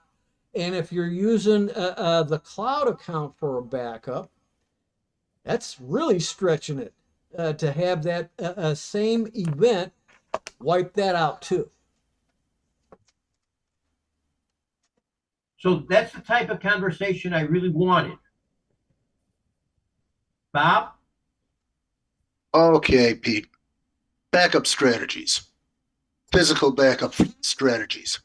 I prefer to keep my backup device separate from the computer for the reasons that Tim has stated and others. I use massive hard drives for backup. Why do I use hard drives? They traditionally were thought of as more reliable. It could just as easily be large SSDs, but SSDs don't come in 8 to 12 terabytes each. I have 3 backup drives, physical drives, for, their spaces are allocated for various operating systems. And my user data lives as a data backup, which really serves all the operating systems. You may have more specific needs within the user data. So you'll have several home directories or documents or whatever from Windows. These 3 drives, ideally, one would be stored off-site when not in use. And you might mail it away to some place like Iron Mountain and have them mail back another same size drive for you to use as your next. It's, the old grandfather, father, son. The other possibility is just to keep them locally, have cloud backup for critical data, and I have one other offsite option, which might be somebody else's computer. Anyway, I like to keep my copies in triplicate. Duplicate is sufficient. Why? What if my backup gets messed up somehow? I'll at least have a backup, a second backup to fall back on. It's a failsafe. How much space do these drives take up? Approximately horizontally 12 inches by 12 inches is the platform size, and I have as many as 4 tiers in the piece of furniture where these drives live. So I can have 9, 12 of them if I want, just in that 1 foot by 1 foot area. And that 1 foot by 1 foot area is not part of my physical desktop. It's a little bit of extra separate space. And these require a power source. Well, When not in use, everything is unplugged and separated from the computer. I want to bring up two things there. If you only have one backup, the professional people will flat out tell you that is not a backup. That's a copy and nothing else. Number two, you can use solid state drives. They are as big as 8 terabytes. I've seen them advertised for sale. They're a little too pricey for me. That brings up the other part. The cost of storage on a spinning hard drive for backup purposes is next to nothing compared to an SSD of the same capacity. An 8 terabyte I'm seeing right now is in the neighborhood of $900 for an 8 terabyte drive. An 8 terabyte spinning hard drive is less than half that, brand new, as a NAS or enterprise version, which is high reliability. You don't have to go with that. You can go with cheaper models that might only cost, say, about between $150 and $200, and those are regular drives, and it'll work just fine probably for anybody's purposes. But you got to have at least 3 different backups over time. In other words, I should have a January backup, a February backup, and now a March backup at minimum. When I do the April and I'm satisfied it's okay, I verify my backups as to being good, usable. Then I can take that January one, if I want to, and blow it away. Or maybe I want to keep it a little while longer. I move it off to another drive and delete it from this backup drive. Now, Bob goes a little bit further in having multiple backups the same day on different 3 different drives. I've heard of other people doing the same thing. It's because of reliability, and maybe you're not all there. Maybe you're a little too tired, too sleepy, you're not thinking clearly, and you blow away the content of a backup drive, formatting it. Now, what do you got? Nothing. If you only have the one drive. If you have 2 drives or 3 drives, now you got something to fall back on. I would also like to say I back up 6 full-scale operating systems. That's PC-sized operating systems. I do that monthly. And that is what leads to such a high volume of data that I need to go to these 8 terabyte drives. Most people with just one operating system can use 2 terabytes. Okay, so I'm currently sitting on unused right now at least 2 4 terabyte spinning hard drive and separate USB drives. Okay. They all use USB3. That I could pick these guys up on island for $5 to $10. Okay. No sweat, no sweat. So using Bob's thoughts and your thoughts, I should take 2 of those at least,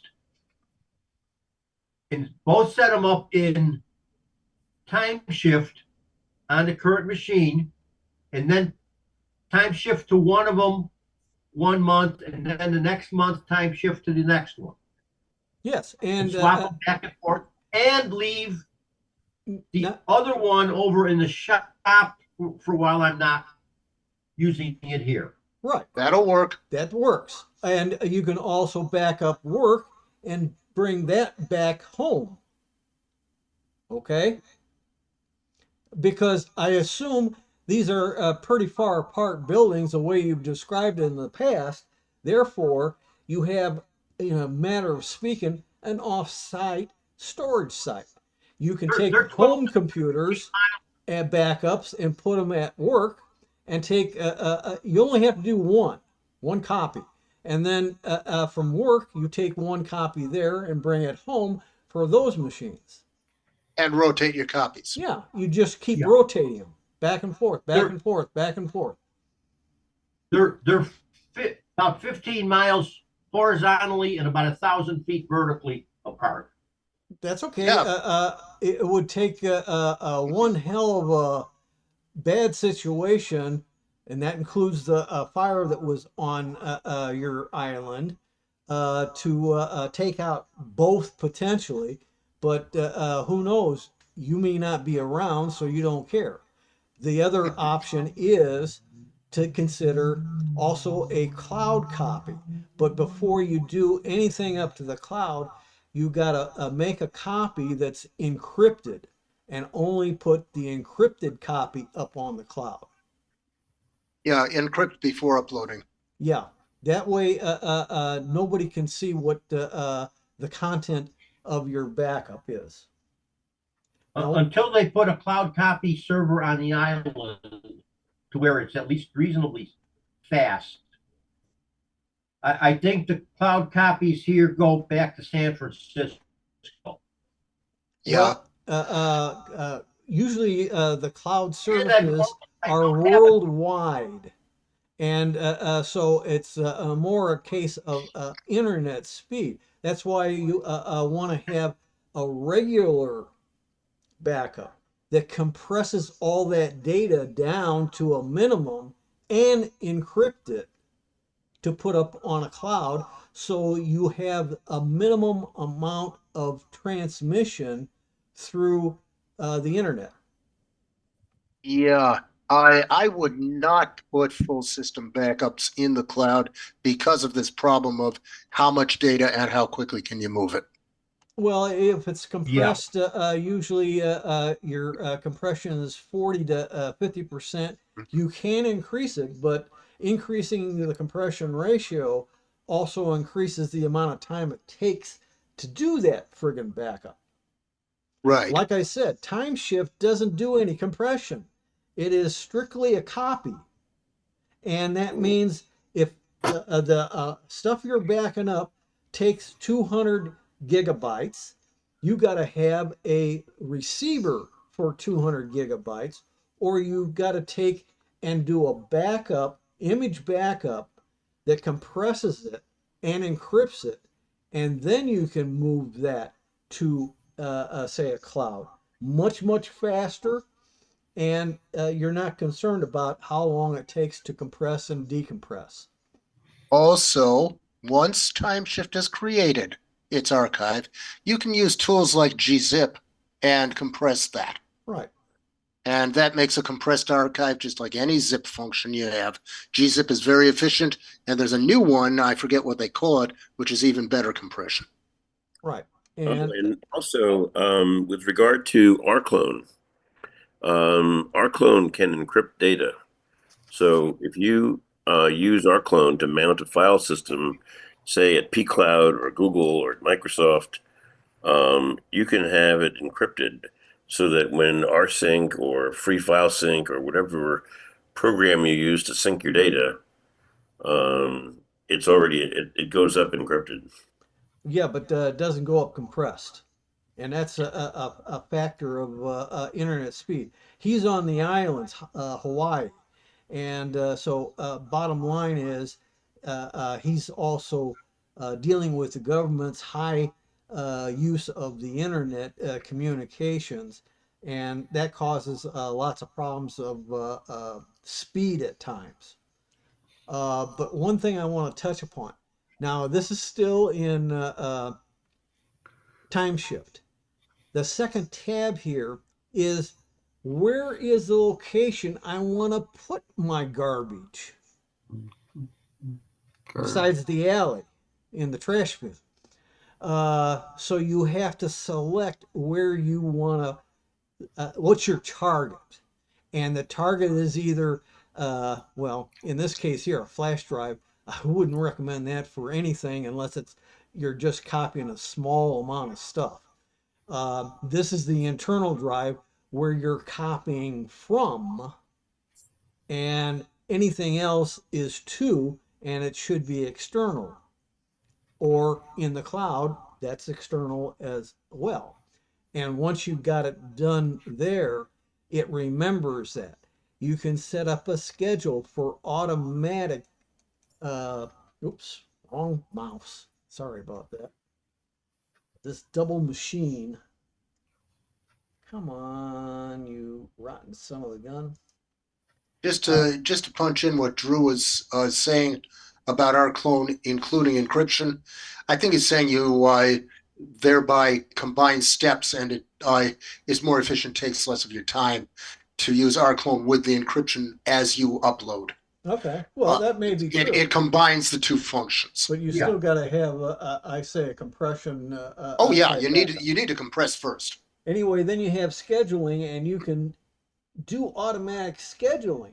But this makes people think they got to have the drive inside the machine or always attached to the machine. Now, in the case of doing these small hourly backup, let's see here. It was, I forget what the definition was, but there were several kinds of backup, including hourly and daily type backups. Those, if you want to do those to a local drive always attached or an internal one like Peter was talking about doing, that's fine. I don't have an issue with that. If it gets wiped out, it gets wiped out. There ain't much I can do about it.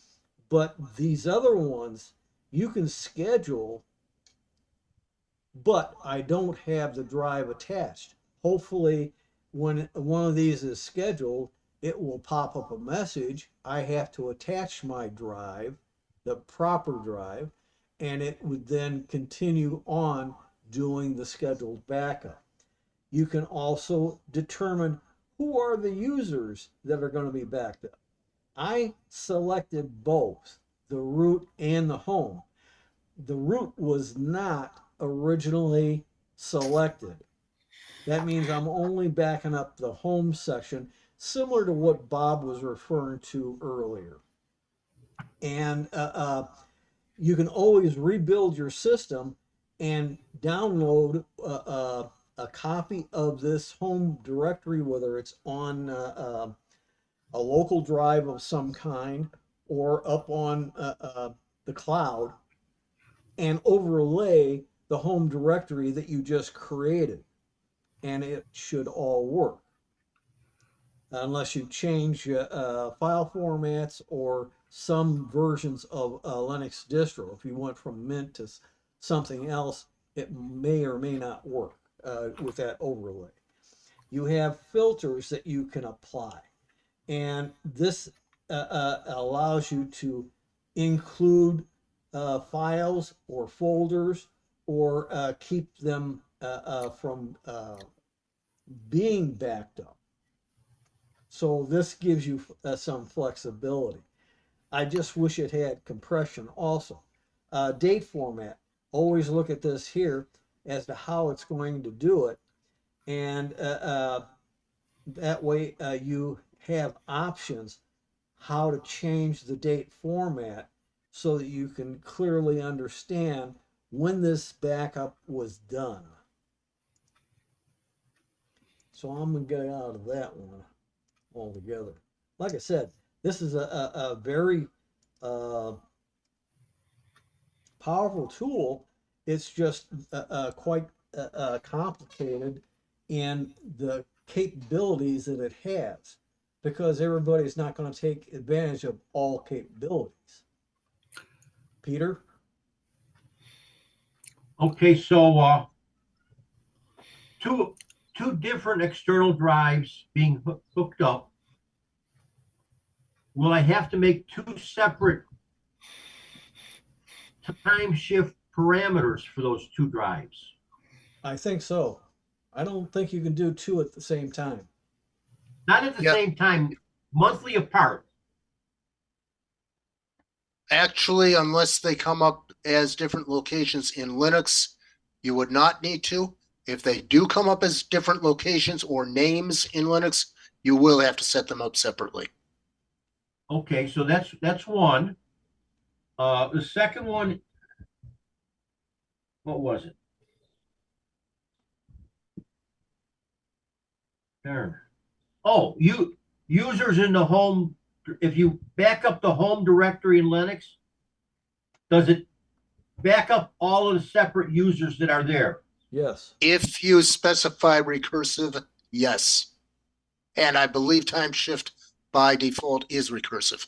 I'm pretty sure it is because there's only one home directory.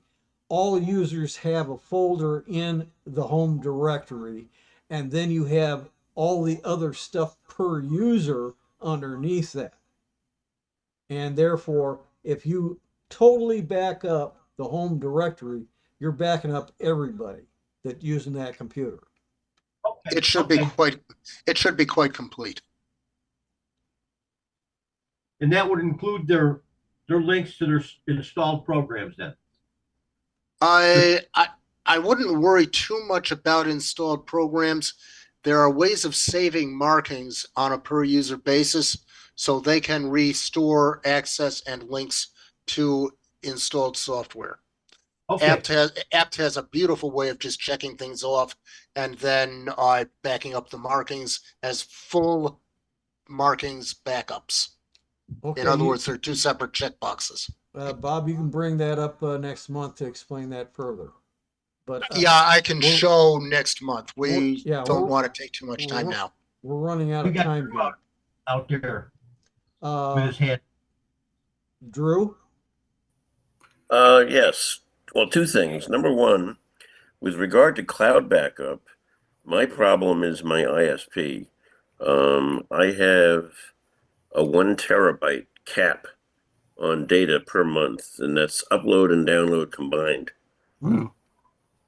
And I don't have enough bandwidth to do a full system backup for all my computers and have it fit within 1 terabyte. So that's why I only back up to the cloud my actual important data files, not an image of my system. The images of the system are on external SSDs, and I always keep one SSD at my sister's house, who lives a couple of miles away from me. And secondly, I put in the chat a link to a program that you might want to check out. It's called Copia, and you can do local backups with it. It's fully encrypted. It's fully compression, and it works on all operating systems, and it's free. Thank you. Okay. Before I forget, we're not going to get to what I had scheduled because of the discussions, but I want to try and put in the chat. Wow. Get rid of you. Meanwhile, Drew, are there limitations on Copia how much you can store for free? Copia doesn't do your storage. Copia is a backup software. So you Okay. store it in the location of your choice. And you provide the cloud storage. Okay. Yes. Yeah, I've got the same problem that Drew has, is that one is I've got a 5G connection for all my systems here Mhm. because of the cost of getting a wire to this place. And two is that that drastically reduces my bandwidth. So basically doing the backup on site and then carrying the drive over the 5 to 15 miles is no problem. And Okay. even over the last two fire incidences here on the island, because we get one about every 4 years on a drought, neither of these places that I have were directly affected by the fire. I'm more likely to get affected on connection with a car hitting a transmission post or a tree falling over wires. Mhm. The last time it was a tree that fell over wires, so it was about a 4-hour outage. And they got Aspeland over here now with the power company, and they are just clearing out the power line paths all the way around the island. They've got like four crews on this island, and the chippers are running full speed. Okay, in the chat, I put in the handout. That's just the backup stuff. The other stuff, I'll if I can get this thing to ever work. Okay.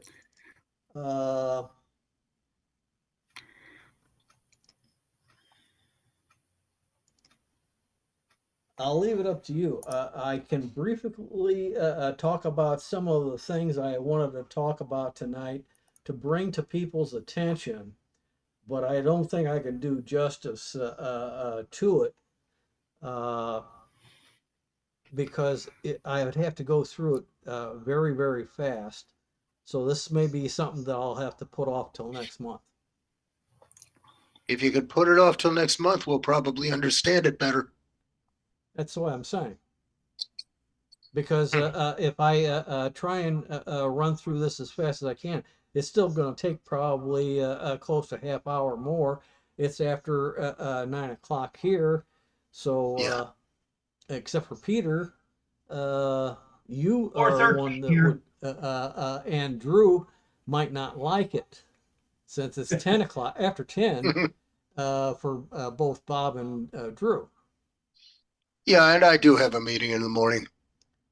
Well, I got one coming up too, but I don't have to get up early. Frankly, I think we've covered a lot of material. There's a lot to absorb and to think about, especially in Pete's case, as well as It's been a Dennis. great meeting. I It's been a great meeting. I So, yeah. recommend going through the handout. There are a bunch of videos in there too. Various programs. One of them, now some of them I have done. For example, I've like Bob have used Clonezilla, but that's command line. It's a good program, but there's a lot of adverse people to the command line. So RescueZilla is a fork of Clonezilla. Both now have the capability of verifying your backup, but you have to do the backup first. And while it's sitting there, you then ask it to do the verify, and it'll compare the two. And if everything's cool, you can sleep at night and not during the meeting. So that's one of the good ones there. There's another one it's called Borg something. I think it's Borg Backup. But there are two front end packages, because that's command line too, and they're both in the software manager of Mint. One is Vorta and one is Pica. This is how I found out about the Borg, so to speak. Yeah, Pica's in your list. Yeah, and so you have that, and there's several other options there. You can take from the Windows world uh, the rescue media from Mac and Reflect, Easiest to Do, and several other good backup programs from Windows. Create the rescue media. You boot the computer in Linux off of the flash drive, the rescue flash drive, and it comes up. It happens to be running Linux, by the way. And Yep. then you take a look at it. It will be in restore mode because it figures this is rescue media. You're going to want to restore a backup. But right to the right of that, usually somewhere, is backup. And if you hit the backup, then it gives you the screen of doing the regular backup of the application so that I can back up individual drives or partitions to some other media. And Yeah. I've done that many times before too. Yeah, one thing about Macro and Reflect, when used in that mode, you do not have access to file or folder backup True. or restore. However, you wouldn't have that in Clonezilla either. Right. And you won't have it in RescueZilla either.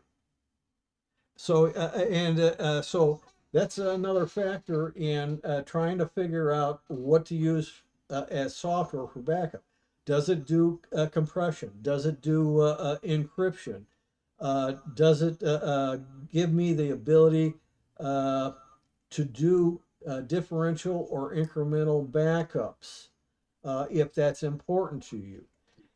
Can I open up an image that I just created and select individual folders and files and restore them to my system or copy them maybe to another area in the system? These are various things you have to think about when you're dealing with backup software. And there's no end to the ideas people come up with in backup software or a lot of other utility software to give you tools that some think are better than what's already out there, assuming they know all the stuff that is out there and why it doesn't meet their particular needs, so they make a new product. What specifically you use is personal choice. Yeah. As long as you use something and it is something you will use and will like well enough to keep using it and use it frequently enough, that's the whole idea. Be able to back up frequently, if not continuously, and be able to back up in a way that you understand how it was made and you understand what steps you would go through if you ever needed to restore. Okay, simple question at the end. I have these drives that are 10 times larger than the drives on the machines. And let's say I want to back up a Windows machine and a Linux machine and maybe two Linux machines. For running time shift or whatever backup, do I create individual partitions on those, like You'll have to. five drives for each machine, a partition for each machine? If it's Windows and Linux, you'll have to. Yes. For the actually, even with the time shift, you want to keep time shift separate from regular backups that are compressed and maybe encrypted as well. But so basically, if I have Windows and I got to back that up too, okay, fine. That has to go into a separate partition. and you'll make that NTFS. Then I have a regular compressed type backups for Linux. I want that in extent 4.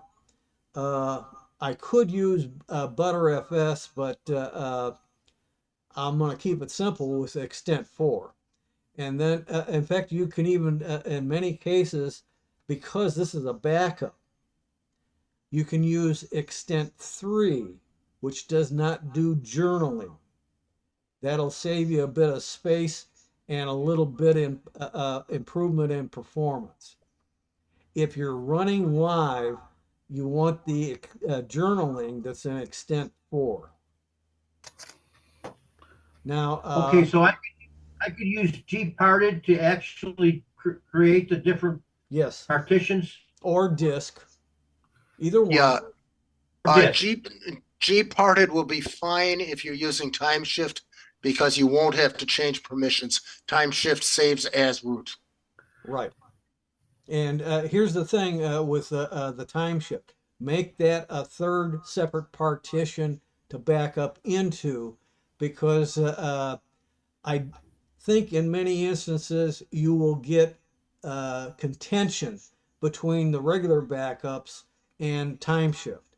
That's why this here is strictly for time shift, but I have another drive that's strictly for regular backups. Absolutely right. And so what I do, or one of the things that I would think would be a good idea, is to use time shift to exclusively back up your operating system settings and your application settings, not your data. And then use something like Copia to back up your data, which will compress it. And this kind of talk came up if any of you had the ability to attend the APCUG meetings this month so far, and there's another one tomorrow morning at 11 o'clock Central Time.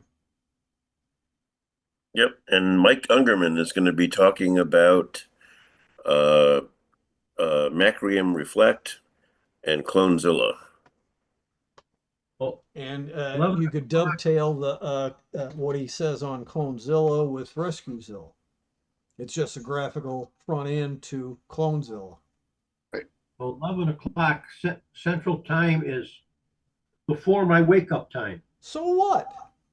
There's a guy that attends the APCUG that's in Australia, the middle of the night. Hey, He gets up at 4 in the morning. Yeah. Yeah, And if but you were- Wednesday's also Margaret's garage sale day, so. Yeah, I'm not- I personally have a meeting conflict, but there should be video of the important parts of the meeting.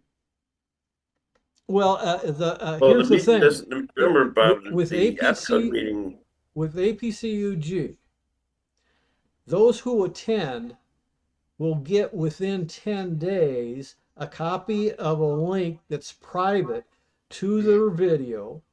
It may be on the individual speaker's basis or one lump sum.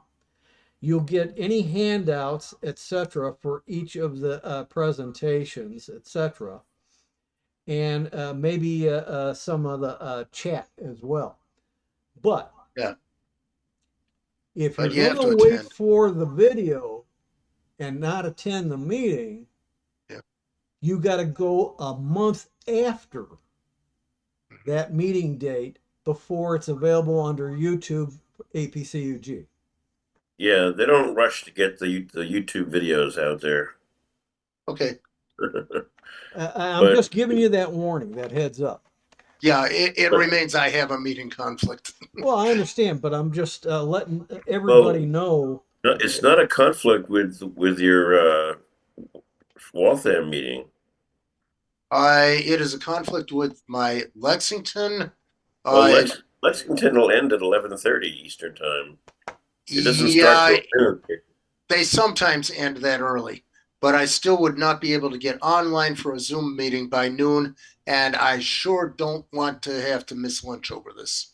Well, the other thing there is usually they're giving you because of potential new viewers at the APCUG meetings, it takes at least until a quarter after to 20 after or something like that before they even really start.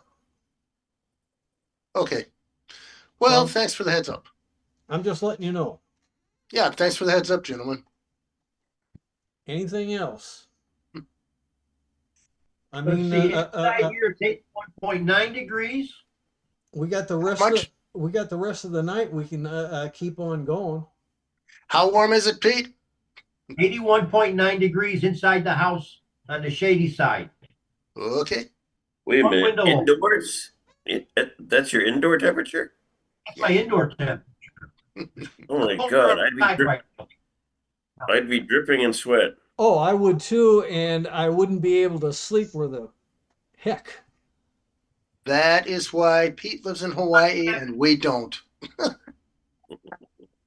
Well, since you don't have to sleep, you can attend the APCUG meetings on Wednesdays.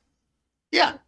My sister is staying in a hotel tonight because their air conditioner broke in the middle of the night last night. Yeah.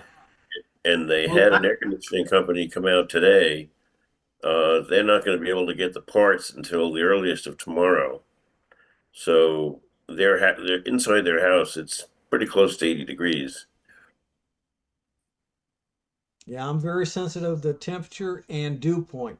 Anytime the dew point's at 60 degrees or higher, man, look out. Just breathing sometimes causes me to sweat. Yeah. being yeah. up here in the mountains, being up here in the low mountains, not the high mountains, we don't have very high humidity normally. So it's a low humidity. Yeah, And, well, I mean, you can go to the Southwest like Arizona. They don't have any humidity either to speak of, even when it's raining. Well, they have monsoon season. All right. when I fell off the ladder at work and had my back injury, I then did not have any tolerance for cold weather after that. So 50 is about my tolerance for going down. I never had tolerance above 90. Hmm. So I had a very, very narrow range that I wanted to live in. In California and Hawaii, and the costs are about the same, but Hawaii is a much nicer place. Yeah. Okay, well, good for you. Well, at least you don't have to Yeah. worry about bathing. You just jump in the ocean. Then you got to I'm gonna rinse have- in fresh water, but every beach has a shower head out in the open, so you can rinse with fresh water after you Yeah. get out of the ocean. Yeah, that's the way it works.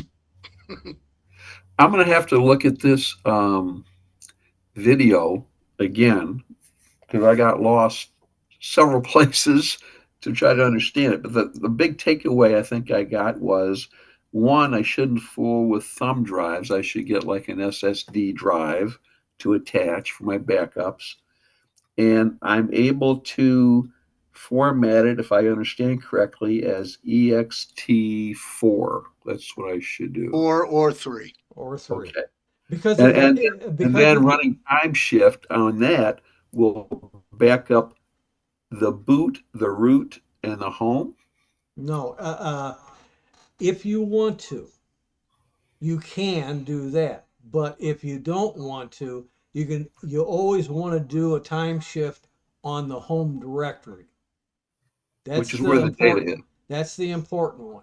That's That's the the one. data? You can rebuild the root at any time, but you can't rebuild the content of home directory.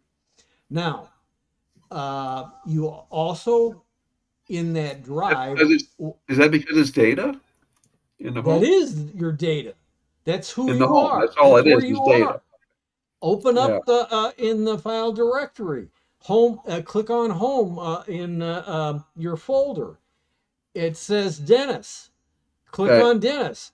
Anything you've done data-wise and download files are all there in that, and along with your configuration settings.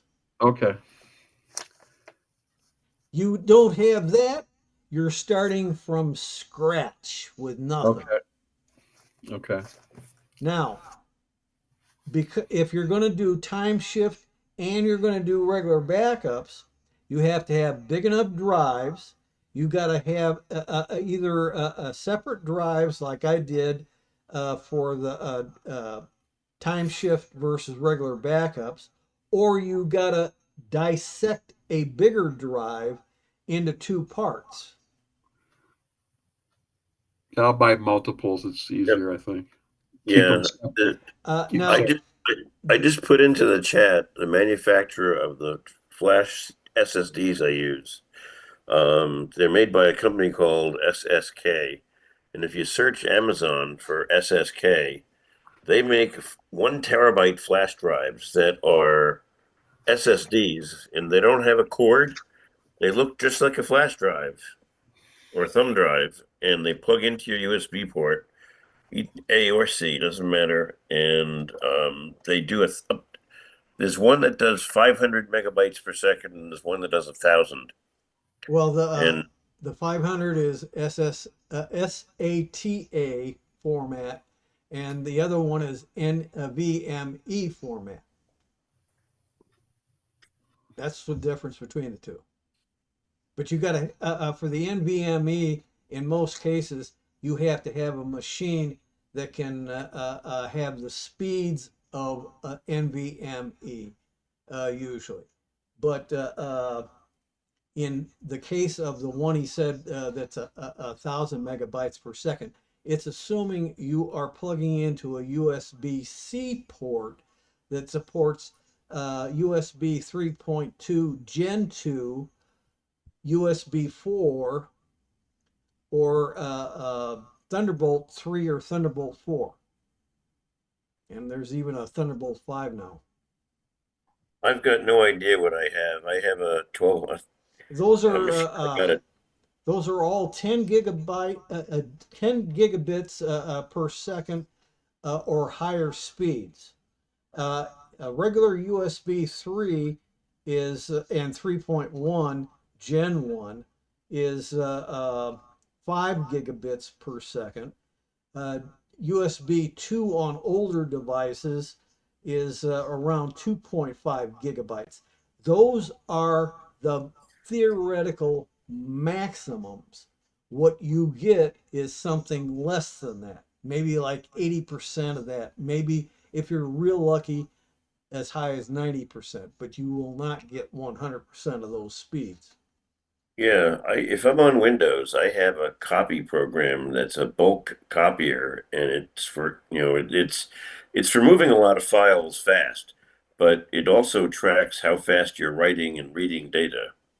And I get on these drives, these SSKs, I get about 400 megabytes per second writing to the disk, and about 6 or 700 reading from the disk. Okay, yeah, that's you're using SATA format on a USB 3/3.1 port. If you had it, Now, when you say SATA format, the actual memory in my drive is an SSD. It's not a flash drive. SATA is SSD. Mhm. I've got in this M.2 here alone, that's a SATA drive, SSD. This is a 2.5 inch SATA drive. They run internally or externally through a USB 3 port. Internally, they'll go as high as 6 gigabits per second theoretical maximum, but the actual read write speeds are in the 500s or 400s, and rewrite speeds can be a bit lower.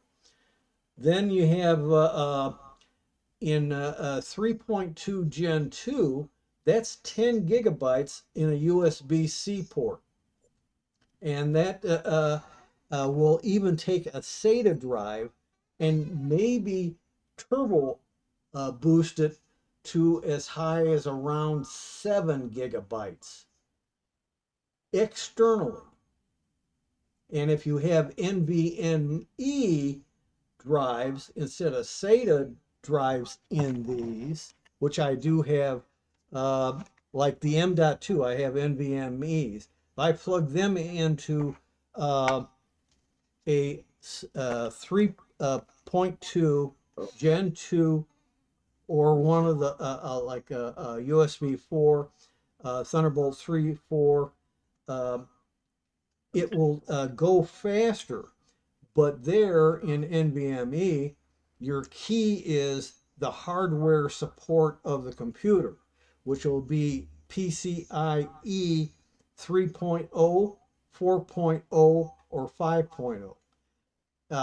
NVMe memory that's used gets very, very hot because of the speeds that they can go faster in. And you can go on a PCIe 3 just shy of 8 gigabits per second, and with PCIe 4 at least 10 or a little better usually. And you may definitely need a heat sink and maybe even a fan for PCIe 4. PCIe 5, you are going to need a big heat sink with a fan, besides any fans you have in the computer machine itself. And in some cases, you may actually have to have liquid cooling, like a lot of people have on their GPUs and CPUs. Some even get into it's getting to the point where in a DDR5, you might start seeing either the beginnings of liquid cooling for the RAM as well. And the reason is high speeds, high power, high temperatures. And if you don't want the stuff to burn out fast, you have to get all the cooling it needs.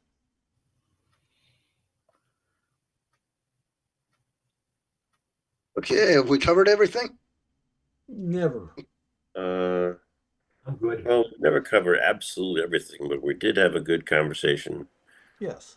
I had to be late because I was participating in my Central Florida Tech SIG, which meets on the same day as this one does. Yeah, I know. That's why I can't attend it. I can't host this and also attend that too. Glad to have had you for the time you were here, Drew. Thank you. Anyway, this assuming nothing goes wrong, this should be posted by Monday at the latest, I think. So if you want to, you can look at the video. So Dennis, you can review the video. I will for It sure. won't help him. He'll get lost again, just like the YouTube videos, since this is on YouTube. Mhm. All right, let's call it a night then, and we'll put an end to the